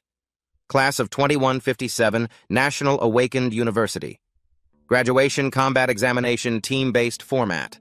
On the podium stood Gong Huan, the director of the career office. The students below were chattering amongst themselves. Hey, did you guys hear? I heard that for this year's graduation combat exam, some higher-ups from the Guild Alliance are coming to watch. Tutran stood alone in a corner, ignoring them. No wonder the rules for the graduation exam all changed this year, he thought. He just listened to their chatter in silence. In previous years, there were no requirements for team size or rank, but this time, each team is required to have at least 5 members, plus at least one of them has to be upper E rank. However, just then, Gong Han loudly snapped his bottle shut as if to quiet them down. Are they changing things just to make it more of a spectacle? Who knows? He quickly regained his composure and announced, "The rank information for all students in this graduating class has now been sent to all of your wristbands. Everyone, please check your wristbands and then quickly form your teams." As everyone put on their wristbands as instructed, the rankings appeared shortly after. Gong Ding D rank, high tier. Jiang Di D rank, low tier. Wu Wenkun D rank, low tier. San Mu D rank, low tier. Chen Chen V rank, low tier. Wang Zhenji D rank, low tier. Li Ziheng D rank, low tier. Du Shuyang D rank, low tier. Guo Rui Ji E rank, high tier. Wang Mengmeng E rank, high tier. Li E rank, high tier. Cheng Xiaoyu E rank, high tier. However, Ma Long quickly noticed something wasn't right. It was Sai Chen's ranking. Hang Zhou E rank, mid tier. Ma Long E rank, low tier. Hang Yu E rank, low tier. Sai Chen E rank, low tier. Ma Long exclaimed in disbelief. Sai Chen, how could you be an E rank low tier? The girl in front was also very surprised. Huh. Sai Chen was clearly a C rank during the last test, wasn't he? How did he suddenly drop to an E rank low tier? Some people took this as a chance to sneer. So the testing device really was broken before? I was thinking if I couldn't get into President Gong Ding's team, I'd just join Si Chen's. I can't believe he's only an E rank low tier. Sai Chen's face darkened. Well, this is just great. No one's going to want to join his team now. The murmurs grew louder. The graduation assessment is so important. Who would want to carry a bunch of low-rankers? That brat Si-Chen? He must be regretting turning down Gong Ding's invitation now. Gong Ding silently looked ahead. The person he was looking at was Gong Xuan, who smirked smugly. My useless nephew. When will you ever learn how to truly make use of a power in human nature, huh? Let your uncle here teach you a little lesson. Your rival doesn't even have the right to participate. Gong Xuan then raised his voice to remind the students, Students, please make use of your time. Form your teams quickly! The moment he finished speaking, footsteps erupted. President Gong Ding! President Gong Ding! Everyone rushed to volunteer. Please, let me join your team. Pick me. President. I'm a third year. I absolutely won't hold you back. Great captain. My healing class can definitely be a huge help to the team. Great president. I'll even be your dog. Gongcheng couldn't take it anymore and cursed, Hey, this is so damn annoying. Back off. We can only add one more person at most. Time passed quickly. Half an hour later, an announcement rang out. Team formation successful. By now, everyone had formed their teams. Only Si-Chen and his friends were left standing dejectedly. Team formation successful. Let's do our best, everyone. Let's go.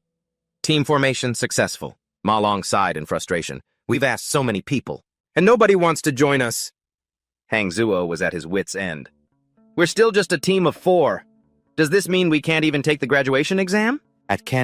Ma Long also found it strange at this point. This is really weird.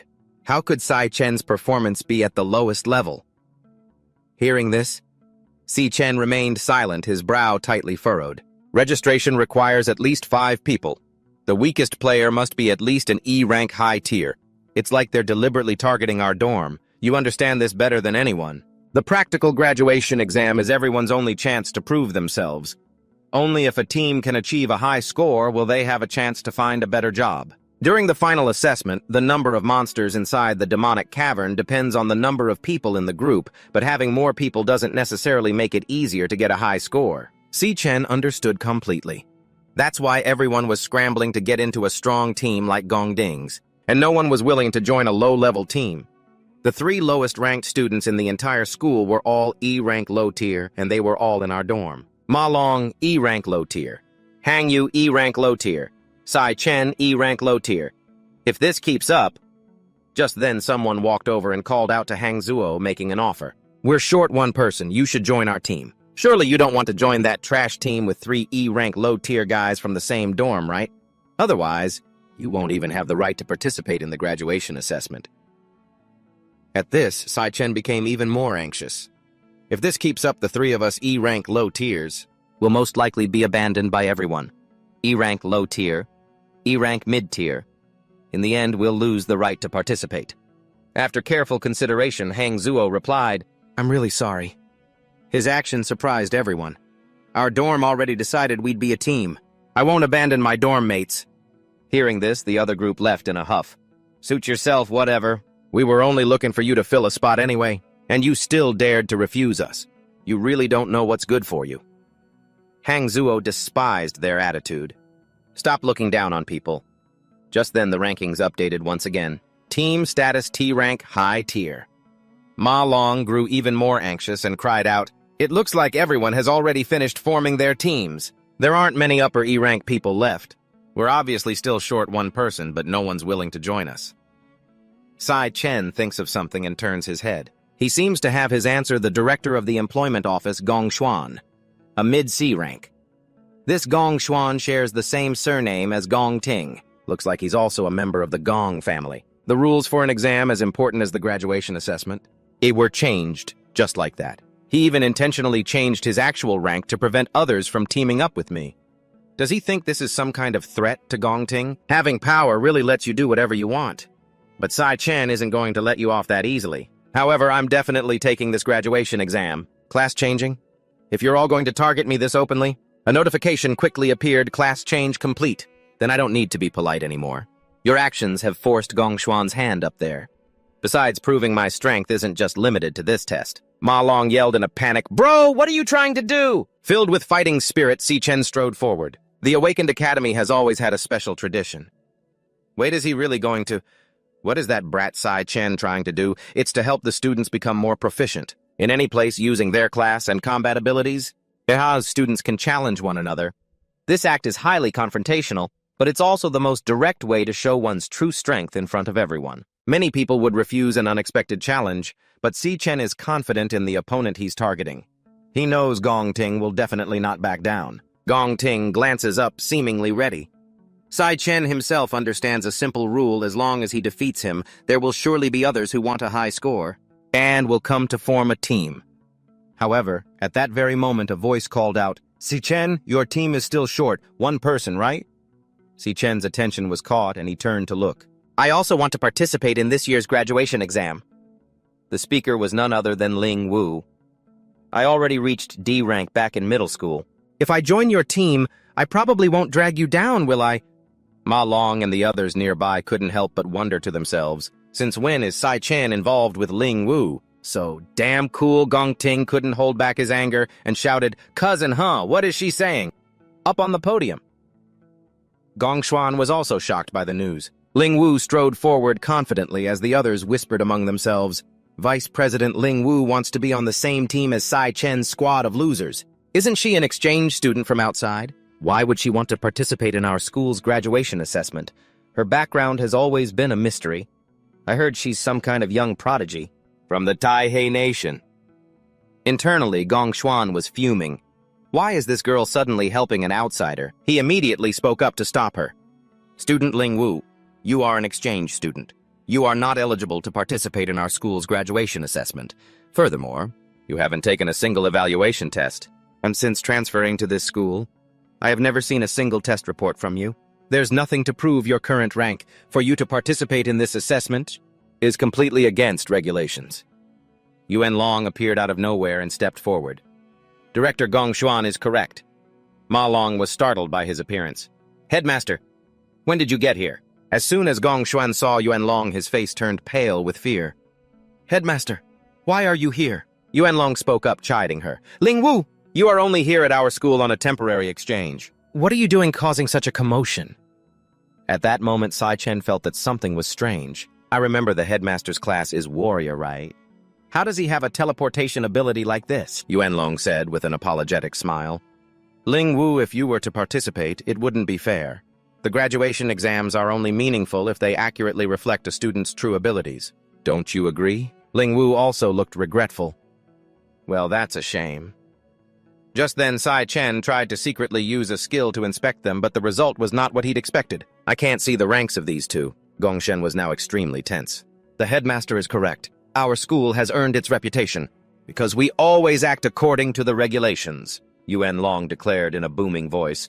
"The mission of the National Awakened University is to cultivate the top-tier awakened, and to provide them with the best stage to showcase their talents in order to ensure a rich and stable supply of awakened talent for the world. The graduation combat assessment is a tradition that has been upheld for the past 15 years. It is also one of the most important turning points in our students' lives." Yuan Long's voice carried a tone of reproach. "If a student were to lose this opportunity, due to certain special circumstances, how could the school possibly bear that responsibility?" Gong Shen was utterly shocked to hear that. This old geezer. Was he implying it was me?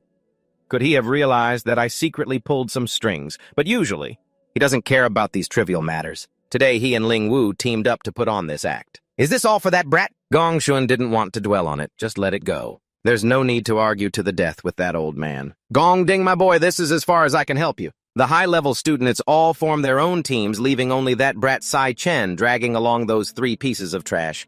You'll win easily this time, won't you?" Gong Xuan immediately bowed and spoke humbly. "Headmaster, you are absolutely right. It was our recruitment office that was negligent in not considering the current team formation methods. It could lead to some people being left behind. So he had to take a step back. I declare that teams with fewer than 5 members or with no members who are high-tier E rank or above can also register. The door to the graduation combat assessment is forever open to everyone." The long-awaited announcement finally rang out. Team formation successful. Everyone cheered with joy. "We can finally join the test. Si-Chen, you'll be the captain this time," Yuan Long said from a corner. Her concern for Si-Chen is much stronger than I imagined. On one side, we have the strongest team in the school's history led by Gong Ding. On the other, Si-Chen and his 3 roommates, the lowest-scoring students in the entire school. It makes me curious what kind of lair they'll choose and how many points they'll end up with. Just then, someone spoke up. After team formation is complete, the team captain can proceed to select a lair. An announcement appeared shortly after submitted. He was extremely surprised. A team has already chosen a lair that fast. The other teams were also astonished. Si Chen's team has already chosen a lair, holy crap. The one they chose is... Even his own team members thought Si Chen had lost it. Si Chen, are you crazy? Take it back, for the love of God, Si Chen. Only Si Chen himself remained perfectly calm. Do you have any idea what you've chosen? This year is an unprecedented exception.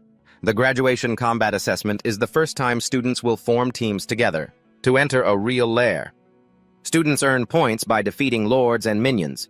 Each section has a clear score.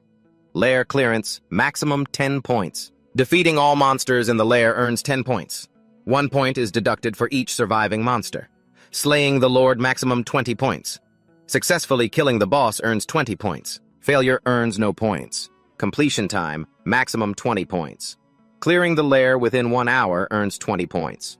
After 1 hour, 1 point is deducted every 5 minutes. The ranks are also divided differently. Different lair ranks have different clearance difficulties and correspondingly different bonus point multipliers. F rank bonus multiplier of 1.5 max score of 75. E rank bonus multiplier of 2 max score of 100. For an E rank lair, 10 points plus 20 points plus 20 points equals 100 points. And the team that achieves the highest score and will have all its members receive an offer from the Imperial Guild. The MVT is selected based on a team vote, plus teacher evaluations, and the most outstanding person, the MVP of this team, will directly receive a management position in the Imperial Guild and a reward of 1 million. At this time, everyone was still pondering. The highest score in the test's history was 90 points set by our school's genius from the year before. He's now the leader of the Imperial Corps, which he founded after graduating. The difficulty of an E-rank lair is truly immense. It even requires 3 E-rank awakened individuals just to be able to clear it. Everyone had high expectations for Gongding's group. Gongding's team might even be able to challenge the school's historical record. Just then, an announcement chimed. Ding. Submitted. That student was quite surprised. A team has already finished selecting their lair. That's so fast. But his expression quickly changed. Oh my god, it's Si Chen's team, and they chose a D-rank lair. The screen displayed D-rank lair selected, awaiting member confirmation. They couldn't believe their eyes. Never before has a graduating student cleared a D-rank lair. That kid, did he fucking click the wrong one? Ma Long was also repeatedly scolding Si Chen. Are you insane? Do you have any idea what you've chosen? Shangta clutched his head in agony. A madman, a madman. Why did I join the team of a madman like you? He was starting to regret it. Is it still too late to leave the team? Ma Long beside him kept prodding. Have you really thought this through? This is a D-rank lair. A D-rank demon means... Si Chen was still very certain. I've thought it through very carefully. Just then, another announcement appeared. Submitted. It was Gongding's team. All members have confirmed. Team Gongding's submission is officially successful. The whole room felt like it was about to explode. Oh my god. A D-rank again. Someone actually chose a D-rank dungeon. The Gongting team looked incredibly smug as they heard everyone cheering. This year was definitely going to be interesting. A team member spoke up. Look at these nobodies trying to act tough. They don't even have a clue about their own abilities. Those guys know they're going to end up at the bottom of the rankings anyway, so they probably figured they might as well get some attention. Listen to your fans laughing their heads off. It's a D-rank dungeon. Your teammates won't agree to this.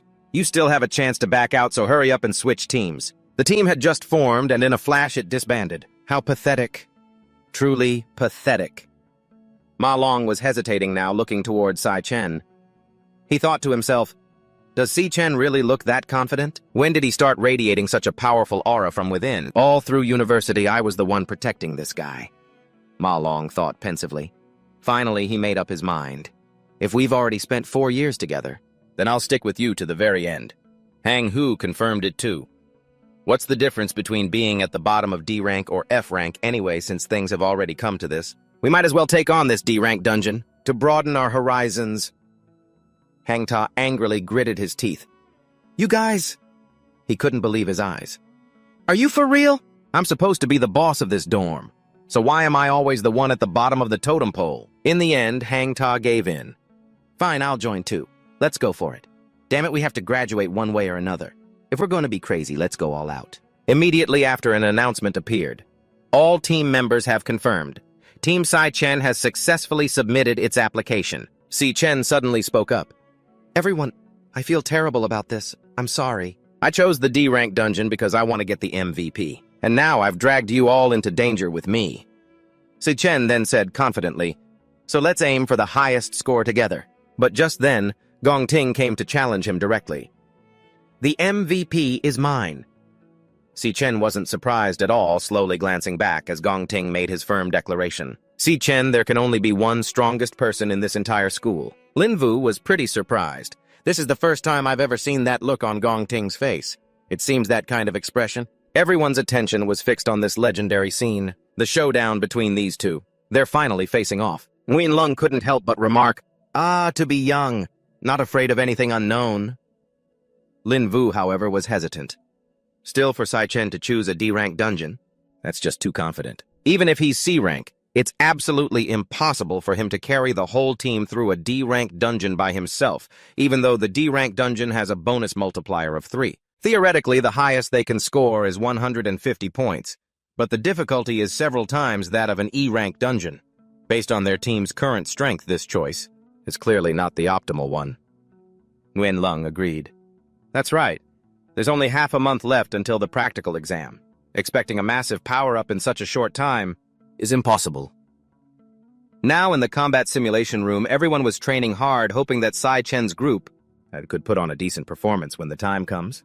Time flew by. 17 days until the evaluation exam. Everyone was exhausted from training. Ma Long complained endlessly. I'm telling you, Sai Chen, everyone else is training their elemental powers and fighting monster simulations in the specialized rooms, so why do you have us doing this stuff all day? Si Chen listened in silence. Dodging shuttle run sprints. Our graduation exam isn't a triathlon. What good is any of this? Si Chen stated firmly, at this stage, even if you train elemental powers in simulated combat, it's meaningless. In the end, it's all just theoretical exercises when you enter an unknown dungeon. When you're facing down massive monsters you've never encountered before, and the fear and the unknown suddenly overwhelm you like a flood, what determines everyone's fate isn't the theory stored in your brain. He analyzed it in great detail. And it's not some combination of techniques hastily thrown together at the last minute. It's your instincts. This physical training we're doing now, your explosive power, your reaction speed. It's all to enhance your body's natural instincts.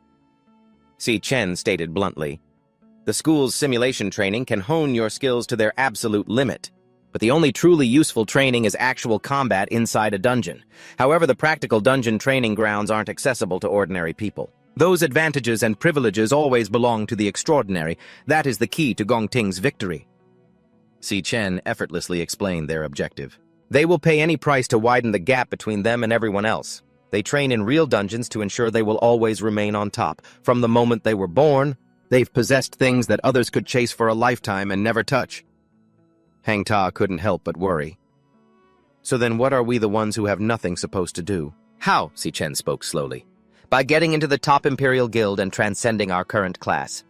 This graduation exam is the only shortcut we have, and it's also the best chance for me to take a shortcut. Si Chen's gaze grew resolute.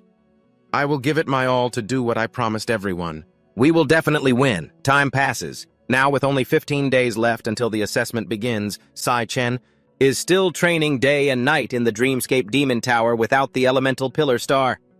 Even so, he still couldn't avoid being attacked by the illusionist. Despite being injured, Sai Chen didn't give up. Time passed, and now only 10 days remained. Sai Chen was still leading his team in training. 5 more laps. Keep going. I can't do it anymore. At night, he would practice fighting against the illusionist. Meanwhile, Gong Ting wasn't slacking off on his training either. With 5 days left, Si Chen's team was still training hard. 101, 102. With 3 days left, Gong Ting was still training. When there were 2 days remaining, Si Chen finally reaped the rewards of his efforts. Level up to 16, Si Chen the Assassin. Now, with only 1 day left, Si Chen could declare, the real battle was about to begin. And now, it was June 17th, 2157, the day of the graduation combat assessment. A cute drone appeared.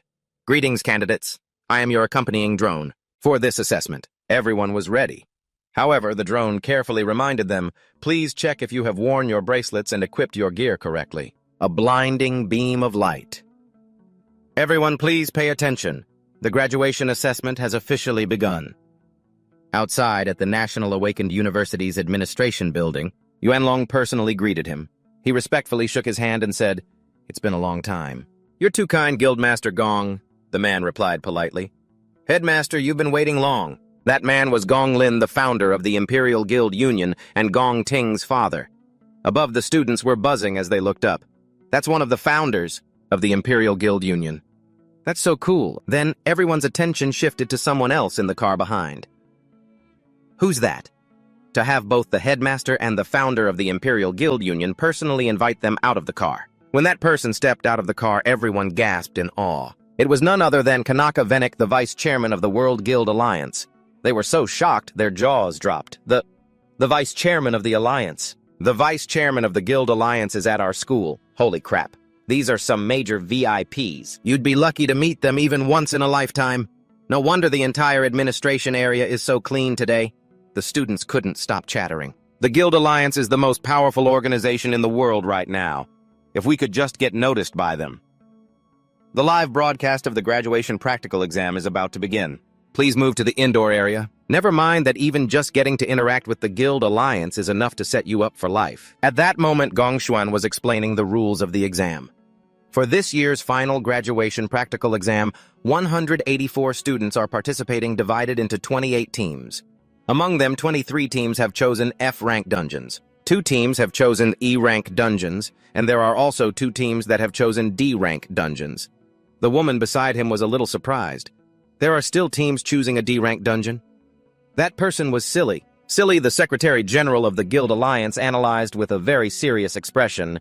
Even for professional guild parties, a D-rank dungeon is considered a dangerous level. Have you fully explained the dangers of the dungeon to your students? However, Kanaka's attitude was the complete opposite. Don't you want a bite? Gongshuan immediately answered, of course, we made that perfectly clear beforehand. Because the students lack practical combat experience, most of them chose the lowest rank. Dealing with the normal small monsters in an F-rank dungeon is barely manageable for them. At this moment in an F-rank dungeon, a team was fighting an electric piranha warrior.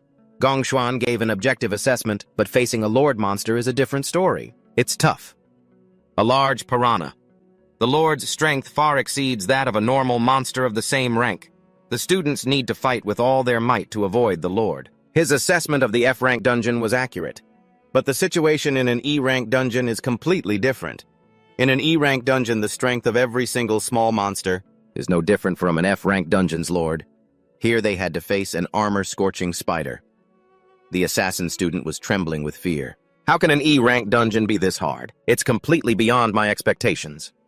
From this, Gong Xuan concluded, therefore, for the vast majority of students, conquering an E-rank dungeon is basically an impossible task. Silly immediately asked, if the students are in danger, are there any protective measures in place? He quickly reassured her, don't worry, Secretary General, the students are our most precious resource. Every dungeon is monitored by armed personnel from the Imperial Guild Union.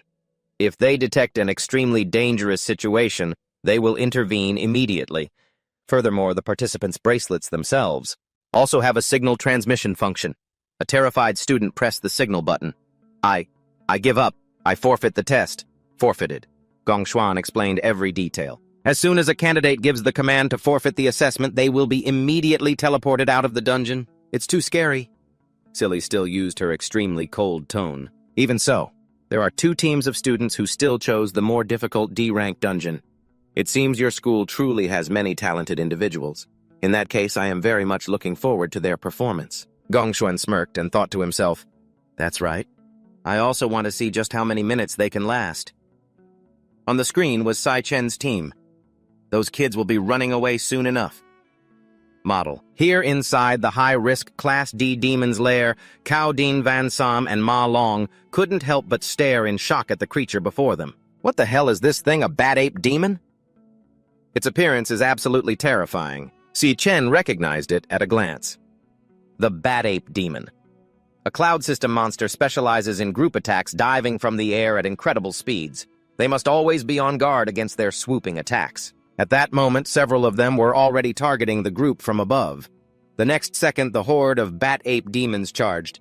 Si Chen sensed it sharply. Here they come. Hang Yu hastily dodged thanks to Sai Chen's warning. Ma Long, though struggling, was fortunately uninjured.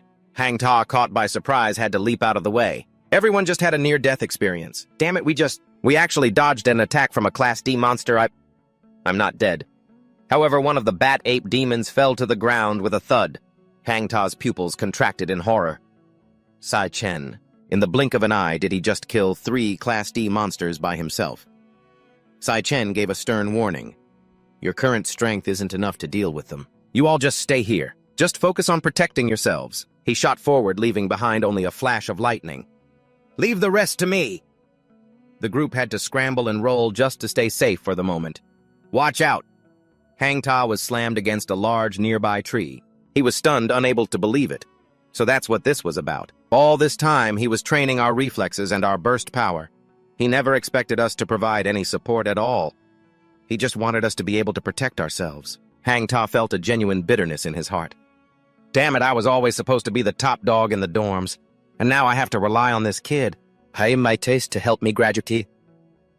At the same time, Sai Chen was cutting down monsters as if they were nothing. The fearless bat-ape demons kept rushing him, but they weren't even worthy of a backward glance from him. His eyes widened in amazement. He had heard Ma Long say that this Sai Chen guy was strong, but he never believed it. Now seeing it with his own eyes, Hang Ta was completely and utterly convinced. This guy is seriously strong. He's nothing like a graduating student. He was dumbfounded watching him command the battlefield. He was clearly a battle-hardened, experienced warrior. Hang Ta gritted his teeth in envy. This guy has suddenly become pretty reliable, hasn't he? I've really been left in the dust. Just then Hang Yu yelped in alarm. Look out! There's another one behind you! Hang Ta spun around artfully, dodging its pounce. He managed to grab one of the bat-ape's limbs. Hang Ta shouted orders. To your right, Ma Long. We can't just keep relying on Sai Chen alone. He was trying to rally their spirits. This isn't just his graduation assessment. With blazing determination, Hang Ta declared, This is our graduation assessment too. Hang Yu immediately chimed in. You're right. He used his skill, flowing song vine bind. Let's see you handle this. The bat-ape was bound in an instant, but the vines were too weak. It tore them apart while flinging Hang Ta away. He was shocked. It broke free already. Suddenly, a powerful blast of cold air froze the bat-ape. Flowing song, bone-chilling breath. Ma Long had reacted quickly. I've slowed it down, Hang Yu, let's go. Hang Yu clenched his fists.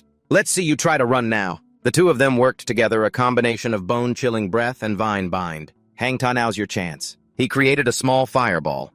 Hang Ta threw it forward with all his might. Try this on for size. Mage Core explosive shot. He scored a direct hit on its head, but the bat-ape was only slightly scorched, otherwise unharmed. Hang Ta unleashed 4 more fireballs. Damn, you can really take a hit, can't you? All of them hit their mark, but it was no use. Hang Yu was sweating, about to lose control of the vines. I can't hold it much longer. Ma Long was also struggling. I'm at my limit. Hang Ta directly increased the scale of his fireball. Damn it, I'm going all in. He madly hurled it down. This is my do-or-die full-power attack. The force of this strike was 10,000 times greater than the small fireballs from before. Mage Core condensed piercing burst. The drone cheerfully announced, Congratulations on successfully killing the bat-ape demon. All 3 of them collapsed in exhaustion. We did it! We actually killed a Class D monster. Si Chen looked down from above, a hint of surprise on his face. Hang Ta proudly shouted, Si Chen, did you see that? He declared smugly, it was a piece of cake. He smiled back. Not bad. The drone announced, Congratulations. All minions in this demon's lair have been completely eliminated. This time, Gong Xuan was thoroughly shocked. How is this possible? These magic students, they have absolutely no real combat experience. He couldn't believe his eyes. They actually managed to kill a Class D monster punching way above their weight class, Gong Lin observed in thoughtful silence. Kaneo looked very interested. This young man's performance is quite outstanding. He stared intently at Sai Chen, but Kaneo's gaze was dark and unreadable. His build is very similar to an old acquaintance. Kaneo muttered to himself, His name is Si Chen Hu. I remember now, Trat Kung said, a look of shocked realization on his face. Kung Huyen was also startled. He quickly shouted to grab everyone's attention. Actually, everyone look, Kung Huyen enthusiastically pointed out another team. They chose a D-rank monster lair. They've already fought their way to the middle of the lair. Sai Lei pushed up his glasses, their coordination as smooth as flowing water. Basically, it's like watching a professional guild team. Kaleo seemed quite satisfied. Interesting. This year's graduating class is no joke. At the same time, Kung Huyen revealed a treacherous smile. The fight has only just begun. The real game is still to come. Dangerous monsters appeared one after another. The high-danger D-rank lair Quat toxic spore mushrooms. A spirit warrior uses a skill to weaken them. Ha-humph! Ha-waning song of decay. Strength down, stamina down, speed down, strength down, stamina down, speed down. Someone quickly used a control skill, and the toxic spores were immediately pulled into one spot by the Bone Mage's skill. Starfall Convergence. He shouted, "Captain!" Kung Din drew his sword and flew forward. He tore them to shreds in an instant with his sword technique. Hotch Warrior. Void Flame. This is the power of Kung Din, the Hotch Warrior. The entire team seemed to be thinking the same thing. The monsters the school is using for the test are exactly the same as the ones we faced in our previous training. Dealing with them is a piece of cake. He smirked smugly to himself. As expected, the Kung family arranged the graduation assessment in advance. As long as you have the right connections, the path of life becomes incredibly easy. He could practically see his bright future laid out before him. At this rate, we'll definitely be the team champions. Let's go fight the boss. At the same time, Tutron and the others were pushing through a blizzard. His gaze was fixed firmly on the path ahead. They had reached the high-danger D-rank monster lair, Mount Van Sam. Malong couldn't help but exclaim from the summit, We actually climbed to the top of a D-rank lair. In the middle of a frozen lake, a giant creature sat leisurely chewing on something. A demonic monkey. It's an ice ape. Then Qianxi stammered in fear. Is that the final boss? It looks so ferocious. Hang Ta also backed away. Just one slap from that thing could kill me 10 times over. Just then, the ice ape's glowing red eyes snapped towards them, staring them down. Malong was scared witless. It's looking this way. Right after that, it charged towards them with a roar. Everyone except Tutran turned and ran. He simply launched a kick straight into the ice ape's face. It was instantly sent flying back 10 meters. Tutran appeared behind the ice ape before it even hit the ground. He then unleashed a relentless barrage of attacks on it. Tutran sliced the ice ape into dozens of pieces. Malong stammered awkwardly. He dealt with it that easily. He leisurely adjusted his gloves. Experience plus 200. Obtained ice hide. Tutran frowned in confusion. Strange, killing the boss of a lair. A D-rank lair, and I only get this much experience. Plus the item drop is this pathetic. Suddenly someone yelled, "Whoa! That's a lot of mana crystals!" Hang! To flailed his arms. "Guys, come look at this!" He excitedly pointed. That big oaf hit a ton of mana crystals in this tree hollow. Judging by the size, they have to be at least mid-grade mana crystals. Hang Ta's eyes lit up. If we just take these outside to sell, we'll be set for life. Tutrun was startled and tried to stop him. Wait! The moment he touched them, the mana crystals suddenly lit up. All three of them froze, unable to react. Even he couldn't do anything. This is a bone mage's skill. Ice explosion. They were all frozen solid. The drone was affected too, and its monitor immediately went black. Tutran's team has lost signal. Seeing this, Kung Huyen stroked his beard smugly. Just as I thought. They fell for it. High-level monsters are intelligent. Trash will always be trash. You'll spend your whole life just dragging others down. Now then, your graduation assessment should come to an end. Canal frowned slightly and asked, "In this situation, will the students' lives be in danger?" He immediately answered obsequiously, Yes, yes! We must rescue them urgently. It seems we can only let the guild team step in. Let's have them stop here. Nguyen Lung suddenly spoke up. Give them a little more time. He calmly analyzed, the bracelets will monitor their health in real time. So far, their vital signs are displayed as normal. Furthermore, there have been no reports indicating they've consciously given up. Nguyen Lung smiled with great interest. The right to choose should belong to the contestants. At the same time, Ma Long let out a loud sneeze. He sat huddled in a corner. So cold. Good thing my profession is ice-based. I have some resistance to being frozen, otherwise I'd be trapped. Suddenly, a strange cackle echoed through the air as the ancient Ice King slowly floated down. Ma Long realized that it was the true boss of this lair. Ma Long trembled as he recalled, "I think I've seen him in the monster manual. An ice-type mage who has mastered both attack and control skills. He's skilled at manipulating ice and snow and is cunning and treacherous. Cruel and loves to toy with his prey until it dies." Staring at the ancient Ice King, a mage before him, he thought in terror, "Ancient Ice King, that ice explosion from before must have been his trap." Ma Long scrambled to get away, screaming internally, "This is a rare C-rank monster boss. There's no way I can face him alone." He headed straight for Tutron's frozen statue. "I have to hurry and—" A shard of ice suddenly pierced his ankle. The heart-stopping pain made him collapse. Seeing this, the ancient Ice King flashed another evil smile. A notification suddenly came from the bracelet. "Warning, a penetrating wound has been detected in the left calf. Do you wish to forfeit the exam?" Ma Long roared his refusal. A constant urge in his heart told him he had to unfreeze Tutron and fast. That was his skill. Purifying Origin. Apply purifying energy to a single target, gradually removing all negative status effects. Ma Long wouldn't give up hope.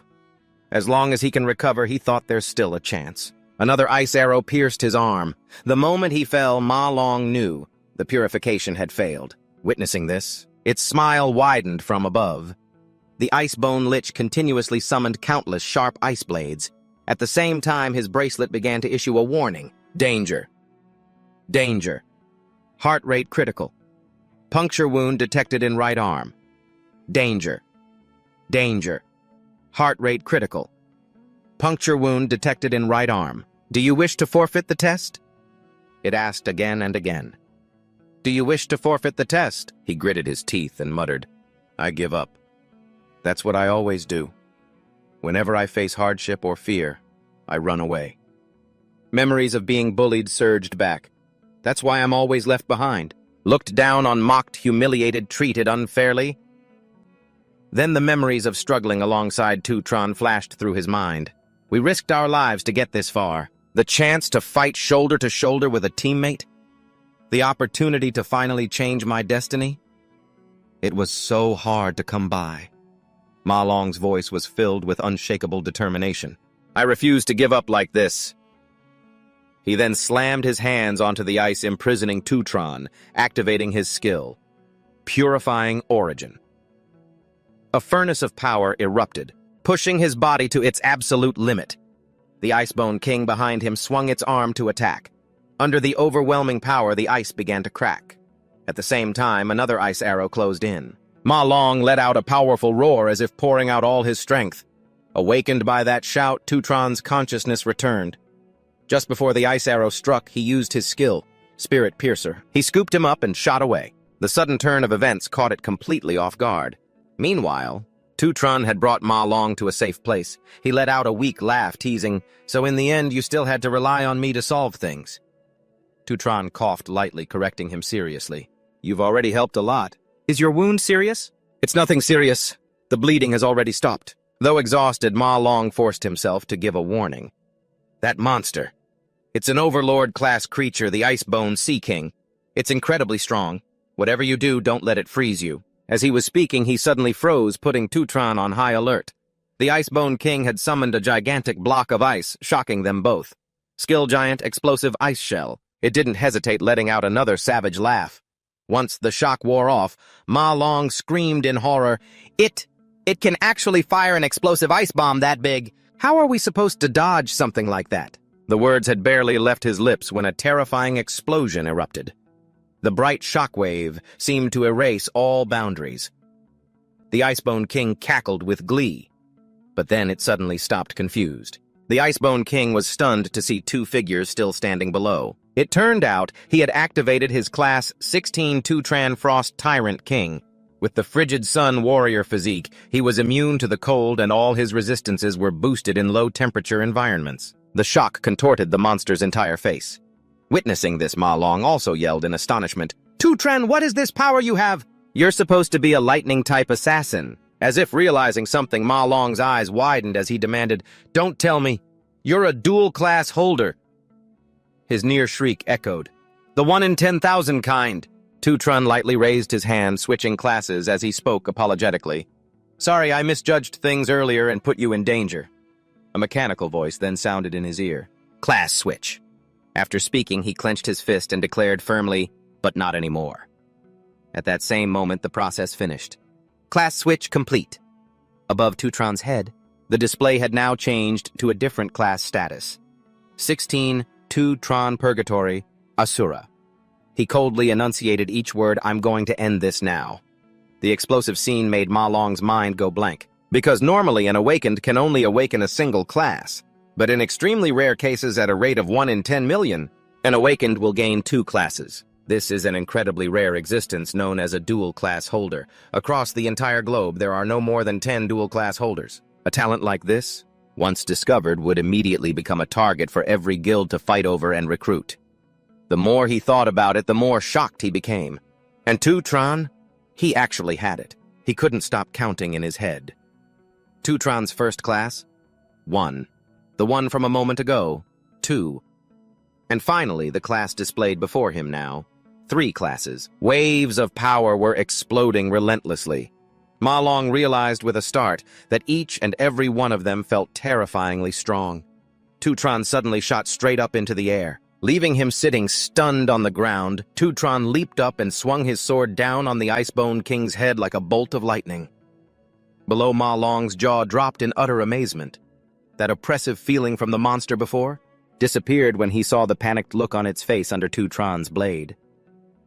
With his skill Warrior 3-phase Calamity, Super Gravity Mode, the Icebone King was obliterated. To his complete shock, it vanished without a trace. Tutron landed on the ground, leaving fragments of the monster to drift down from the air. The system immediately displayed Congratulations Experience plus 53. Leveled up. Level 17 Tutran. Below was the status line Icebone Core 1. Ma Long stared in confusion at the Icebone King's skull. That was a C-rank Overlord class monster, and he killed it in one hit. He glanced around and asked, Those 2 are still frozen. Do you have enough energy to free them? Hearing that, he snapped out of his daze, let out a curse, and then immediately rushed over. I almost forgot about those 2 big shots. Keep trying, guys. A status line suddenly appeared above its head. Can be devoured. Without a second thought, Tutron raised his hand to absorb it. As the skull faded away, the devouring progress bar gradually filled up. Finally, with only a few wisps of hazy energy left lingering, a line of bright red text appeared. Devouring complete. Gazing at the dense information panel in front of him, he thought to himself, I got a new class. Rune Mage. This is the first time I've devoured a class outside of the dreamscape. With that thought, Tutron slowly turned his head. His indifferent gaze landed on Ma Long, who was desperately trying to save a teammate, and on the lone robot head. The camera bot from before was completely frozen over. I guess my actions weren't exposed to the audience, were they? Besides, there's still enough time, so I'm sure I can get a perfect score. As he was thinking that, a flash of light appeared in front of him, and a notification instantly popped up. Class proficiency has increased. Received 1 star. You may now assign attribute points. He looked at the star. He was a little stunned, exclaiming, I got a star. Meanwhile, on Kung Din's team's side, in a high-risk Li-rank demon lair inside the poisonous vine gully, a giant man-eating flower lord and 2 skeleton mages were frantically attacking a group. A student gritted his teeth, struggling to hold the chains tight. Is this really the strength of a D-rank boss? Guys, hit it with everything you've got. I can't hold it much longer. Another student, drawing his bow, shouted in frustration, Its defense is too strong, we can't break through it at all. The lightning arrows hitting the flower barely seemed to scratch it. In response, it lashed out with a vicious strike. The boy only had time to let out a desperate cry, I can't hold it anymore! The student who'd been hit trembled and blurted out, We never faced a demon beast this strong during training. Lang, what do we do? He turned back in a panic and yelled, Our only hope is the president. President Kung Din, how's it going over there? When he saw the group still absorbing power, he roared in despair. Haven't you stored enough power yet? Hearing the sound of a sword being drawn, Kung Din replied softly, It's enough. The moment the words left his mouth, he shot forward like an arrow. Kung Din charged his sword, piercing through the flesh-eating flower and tearing its body apart as he let out a determined roar. Hiya! The blade, lodged in the flower's body, suddenly flared with a blinding light. With a single skill warrior's judgment, piercing burst, its entire giant body exploded. Seeing this, the students below couldn't help but cheer. The president is so strong. No wonder he's our president. President, you're the greatest. The drone hovering in the air also chimed in excitedly. Congratulations to Team Kung Din for successfully defeating the D-rank demon beast. Time elapsed 35 minutes. Hearing this, the students grew even more excited. We took down a D-rank demon beast in just over half an hour. I bet no one will be able to beat this record in the future. Joyful cheers echoed continuously. We cleared the stage in under an hour, plus the demon lair has a bonus of 3, which means our total score is 150 points. A max score, a new school record, an absolute perfect score. Let's go out and see the rankings. Kung Tan chattered smugly as they walked. Even for the lowest level F-rank demon lair, it would take the others at least an hour to clear it. Look at all those people sitting around completely wiped out. He couldn't help but burst out laughing. Anyone who's come out of the demon lair this early besides us must be a useless loser who gave up. A student was trembling, clutching his head and sobbing. Demon beast, don't kill me. His friend next to him quickly reassured him. Hey, calm down. We're already out of the demon lair. A female student was hugging herself, shaking uncontrollably. It was terrifying. Those monsters were just too terrifying. Just then, Kung Tan's eyes suddenly fell on a group in the distance. A sinister smile spread across his face. He looked at Tutran with disdain. So you guys bailed early too, just as I thought. Suddenly he called out loudly, Well, if it isn't Tutran. Kung Tan swaggered over and sneered. What's the matter? Couldn't you guys finish the exam? Weren't you supposed to be so cool before? Just then, Kung Din cut in to warn him. Kung Tan, get back here. He glanced over his shoulder and ordered in a low voice, The vice chairman is here. Go and say hello. Canal approached from the distance, clapping. Wonderful, wonderful. He smiled, clearly amused, and remarked, I really got to witness a top-class performance today. Both sides looked at each other and immediately froze. Watching his every move, Kung Tan whispered in amazement, That's the man who stands at the pinnacle of global power. He's coming over here. Just as he was muttering excitedly, Kung Din also raised his arm. He's heading for us! But then, Canal walked right past them with a look of indifference, much to Kung Din's embarrassment. He cheerfully approached Tutran.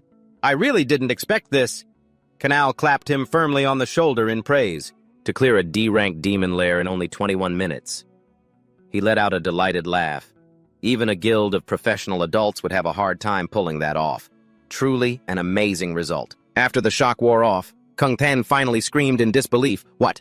Those 4 losers not only cleared a D-rank demon lair, but they did it in just 21 minutes.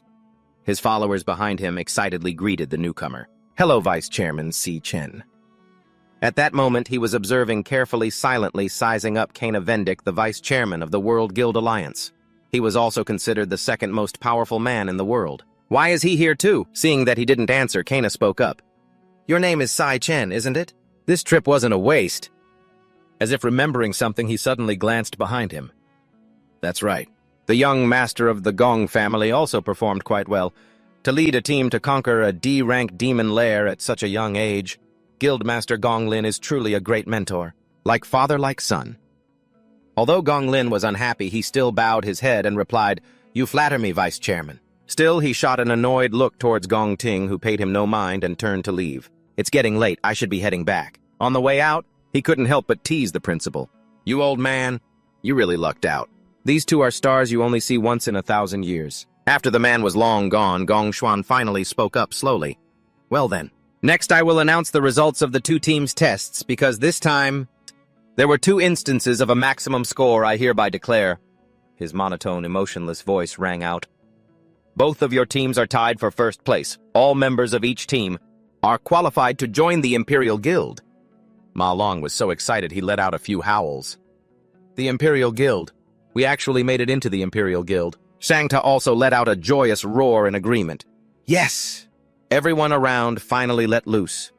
We just graduated, and we don't have to worry about our next meal anymore. We've hit the jackpot. Just then, Gong Xuan paused and continued. Also, the 2 team leaders Gong Ting and Si Chen will be given key management positions within the Imperial Guild. Furthermore, they will equally split a 1 million MVP cash prize. The expressions on Gong Ting's and Si Chen's faces immediately stiffened. He lowered his head deep in thought and calculation. Only 500,000 I promised Qingji I'd pay back 1 million within a month. Am I going to have to ask for an extension? I have to find a way to earn another 500,000 quickly. But just then, his gloomy voice suddenly rang out. There can only be one first place, and we only need one. Gong Ting, radiating killing intent, issued a challenge. I want a one-on-one duel with you. Hearing this, Gong Xuan's face showed clear shock. Gong Cheng and the others also stared with wide, stunned eyes. The three principals who hadn't gotten far also turned back in astonishment. He rushed over and whispered, What nonsense are you talking about? The test is over. The most logical solution is a tie for first place. Besides, Sai Chen won't agree to another match. But before he could reply, Sai Chen stepped forward. If I win, he pointed to himself and made his demand. The entire 1 million must belong to me. Upon hearing this, Gong Xuan was so shocked, he spat out his water. Gong Ting frowned and replied in a low voice, If you can beat me, you can take it all. Kana let out an interested gasp. How interesting. Looking at the two facing off, he remarked, The show isn't over yet. Si Chen stepped forward, closing the distance, and asked quietly, How do you want to compete? Ji sat with his legs crossed and calmly said, I originally thought you only had the strength to take first place, but I never expected you to break the record and get a perfect score. He chuckled, seemingly quite pleased. Right now, all the media outlets are reporting your story. It seems I made a very insightful and correct choice regarding that 1.5 million. You don't have to pay me back. Consider it my angel investment in you. Qingji looked towards the pensive Si Chen. Mr. Si Chen? He raised his eyes and bluntly refused. I still have to pay back the money. Si Chen said seriously, I came here today to tell you two things. He laid out his conditions. First, about the repayment time. Please give me 1 more week. Because I tied for first place in the graduation assessment, I received 500,000 less than expected. Si Chen explained his schedule. We will have a live tiebreaker match with the other first-place winner. The event will take place 1 week from now, at the Wild Demon Lair outside the school. Huh. Qingji jumped in surprise. What, you two students want to enter the Wild Demon Lair outside the school? He hadn't imagined that his opponent's abilities could be at that level. Neither of you has been trained by the guild. Doing this is far too dangerous. But Sai Chen reassured him, Don't worry, in 1 week if I win the tiebreaker, I'll get the remaining 500,000. He provided an even stronger guarantee. Plus, I'll get the materials gathered from the demon lair, so I'll be able to pay the interest for an additional week. Qingji gently pushed up his glasses, thinking to himself, He's entering a wild demon lair without a trace of fear, and all he's thinking about is repaying his debt and the interest. This is truly unusual. He placed his glass on the table and continued. Besides that, I also found something for you this time. Something even more important. After that, Si Chen explained a few other matters. The more Qingji listened, the more his eyes widened in surprise, though his mouth kept moving non-stop. A drop of sweat rolled down Qingji's temple, but Si Chen hadn't stopped yet. Suddenly, he shot up from his seat, looking as if he couldn't believe it. Soon after, it was the afternoon of June 17th at Qingshui High School in Kangqiong County. Si Yun stretched comfortably. The last exam is finally over. The other students around were also whispering and discussing. What did you put for the last multiple-choice question? I don't even understand the question. The girl picks up her phone. Next is summer vacation. Wait. Si Yun remembers something important. That's right. The phone's lock screen is a photo of her and Sai Chen. Today is also my brother's graduation exam day. Si Yun's memory flashes back 4 years. Back then he was so excited. Holding his acceptance letter from the National Awakened University, he told her, Si Yun, they detected elemental potential in me. I've been accepted into the National Awakened University. Sai Yun was overjoyed too. So you'll be an awakener just like Mom and Dad. He hugged her arm and exclaimed excitedly, This way I can join a powerful guild and earn a lot of money to give you a better life. Si Chen was even more hopeful. And maybe I can even find out the truth behind Mom and Dad's disappearance. Si Yun was also very supportive of her brother. You're the best big brother. You're the most amazing. I'm sure you'll become an awakener, an incredibly powerful one. However, not long ago, the two had started to lose hope. It's your 4th year. Why haven't you awakened yet? But then Sai Chen tried to comfort them both. It's all right. He gave a bright, reassuring smile. Looks like your big brother just needs to keep trying. Remembering these past events, the girl thought to herself, Ever since entering the Awakened University, my brother has always been the hardest worker among his classmates, but in the end, he was the only one who didn't awaken. Si-yoon's expression was pensive and a little sad. Watching everyone around him awaken one by one, he must be devastated. He just never shows it in front of me. Just then, Ju-tong suddenly appeared, nudging the girl lightly. Xiao-yun. She cheerfully shared some news with her. Have you heard? This year, the National Awakened University has 2 genius graduates. Ju-tong, Si-yoon's classmate, recounted excitedly as she walked. They both led their teams to perfect scores. The vice chairman of the Guild Alliance personally greeted them and praised them endlessly. This news is already out. Our Kangshang County is about to become famous. Suddenly, she remembered something. Oh, right, doesn't your brother go to that school, too? At the mention of her brother, Si-yoon became a bit flustered. Well, before she could respond, an unexpected voice cut in. Good afternoon, Xiao-yun. Da-shin tried to put on his most charming and handsome look, making his proposal. I've booked a private room on the top floor of the Zifeng building. Be there at 8 o'clock. You're free, right? Jin Da-shin, a student from Qingshui High School. Ju-tong covered her mouth in surprise. Xiao-yun, since when do you know this guy? To their surprise, the girl suddenly sped up and dashed away. The two left behind were stunned. Ju-tong called after her, Hey, why are you running so fast? Si-yoon's mind was in turmoil. My classmates have all graduated. The ones who got perfect scores are on the news. But my brother couldn't even awaken. Tears of sorrow streamed down her face. It's just too heartbreaking. I have to hurry home. To prepare a magnificent meal to comfort him. The night of June 17th. Inside a rented room, a splendid, colorful feast was laid out. Seeing this, Si-chen was stunned. Xiao-yun, when did you learn to cook such a magnificent meal? He excitedly tasted each dish. This sukiyaki smells amazing. Just then, an announcement played on the TV. Next is the evening news. This morning, the National Awakened University of Dongshan Nation successfully completed its graduation combat assessment. Mr. Cavendick, the vice chairman of the Guild Alliance, was present at the event and had friendly interactions with the students. Seeing her brother still eating happily, Si-yoon felt even more melancholic. Just as I thought, my brother is putting on a brave face. Failing the graduation exam would be a huge blow for anyone, but he's not showing it at all. The news anchor continued reporting, according to the information that was released, this graduation assessment has produced a pair of extremely rare co-champions. The National Awakened University has co-champions. 2 outstanding students have led their teams to perfect scores. Vice Chairman Cavan spoke highly of this graduating class to the media and gave special praise to one of the team members, who led the entire team to a perfect score. Immediately after that, a name rang out from the TV that startled Si-yoon. Student Si-chen. The girl whipped her head around toward the sound, her face a mask of complete and utter shock. Student Si-chen. At the same time, in another place, dinner was replaced by a whip that had been lashed to shreds.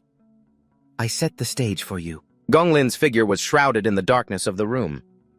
I even invited the public for you. His expression was terrifying, and yet you completely ruined it. Gong Lin seethed. Gong Ting was already bleeding from the lashes on his chest. You didn't just fail to win, you lost to some nameless nobody you couldn't even hit. Finally, he declared coldly, From now on, you no longer have any autonomy. I've already arranged your participation in the real combat exercise a week from now. Gong Ting lowered his head, forced to accept. If you can't do it yourself, then I'll do it for you. His tone was incredibly dangerous. No matter what methods we have to use, first place can only belong to our Gong family. Chapter 22. All media channels are actively promoting the story. According to the information released, this graduation assessment has produced Mao, a pair of extremely rare co-champions. Hot News Live. National Awakened University has co-champions. 2 outstanding students led their teams to perfect scores. The vice chairman highly praised this graduation to the media and gave special commendation to a team member who led the entire group to a perfect score. His name was mentioned with extreme clarity. His classmate Tu Van immediately whipped her head around, her eyes filled with astonishment. The young girl could hardly believe her ears. Top scorer classmate Tu Tran. The host continued the report. The chairman stated that Tu Tran's performance was very impressive and hopes Dongtan Nation will continue its efforts to nurture even more outstanding talents. Tu Van, with a trembling voice, turned to ask Tu Tran, Big brother, the Tu Tran they just mentioned on TV, is that you? He casually admitted it while eating. What of it? The girl was so shocked She dropped and broke her spoon. Oh my God, she thought. Tuvan's mouth hung open in shock.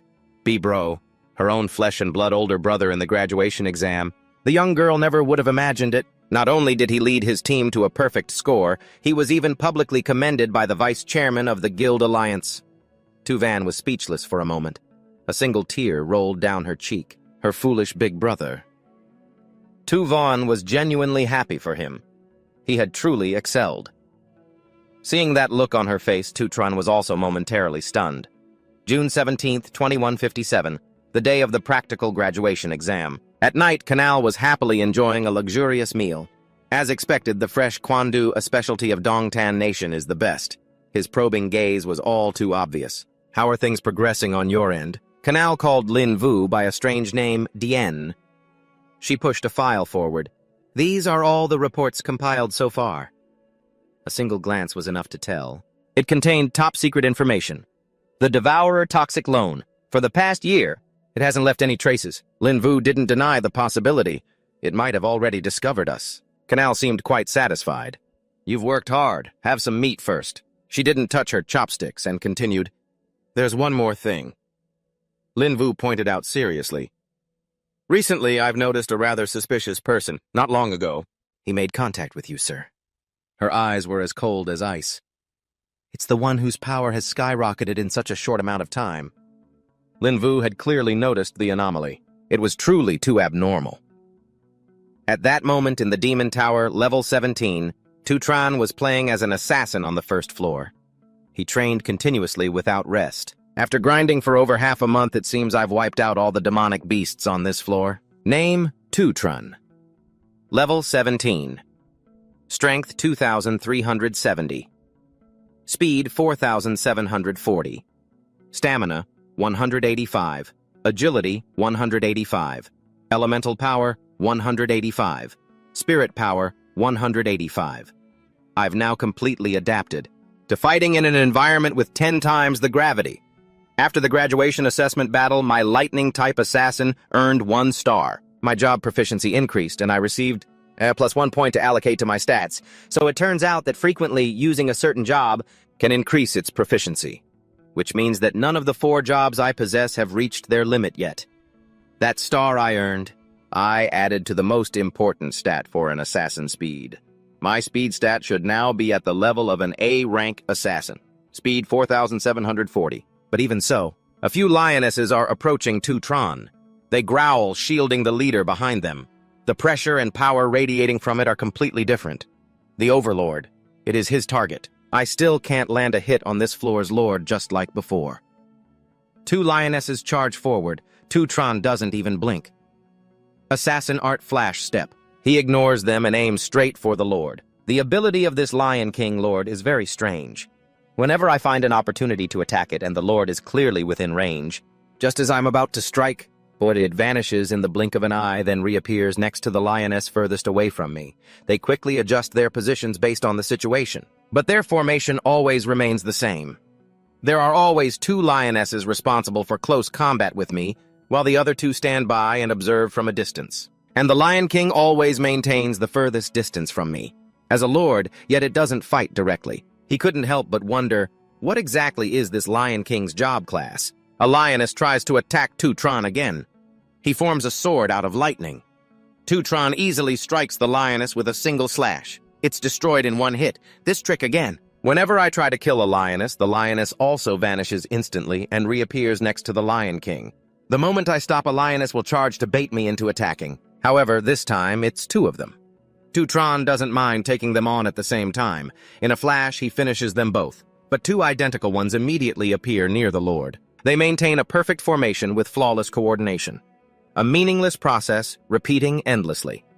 Attack, vanish, teleport, then attack again. Tutran is caught in an endless loop. They're just repeating the same thing, waging an endless war of attrition against me. He really doesn't have the energy to play around with them. This thing, Tutran is frustrated but has no solution. It's completely toying with me. Suddenly he realizes something. Wait a minute. Tutran jumps up, dodging the lioness's pounce. Why do I have to fight speed with speed against them? He transforms in midair, changing his job class. Tutran's entire body is covered in a layer of ice. If you guys don't want to face me head-on, he tried a new approach. Then why don't I use my mage class to deal with you? The system quickly confirmed Job class change complete. Level 17, 2 Tran. Job Icebone King, skill Icebone Skewer. Condenses moisture in the air into sharp blades to pursue enemies. Skill Glacial Bomb. Unleashes an explosive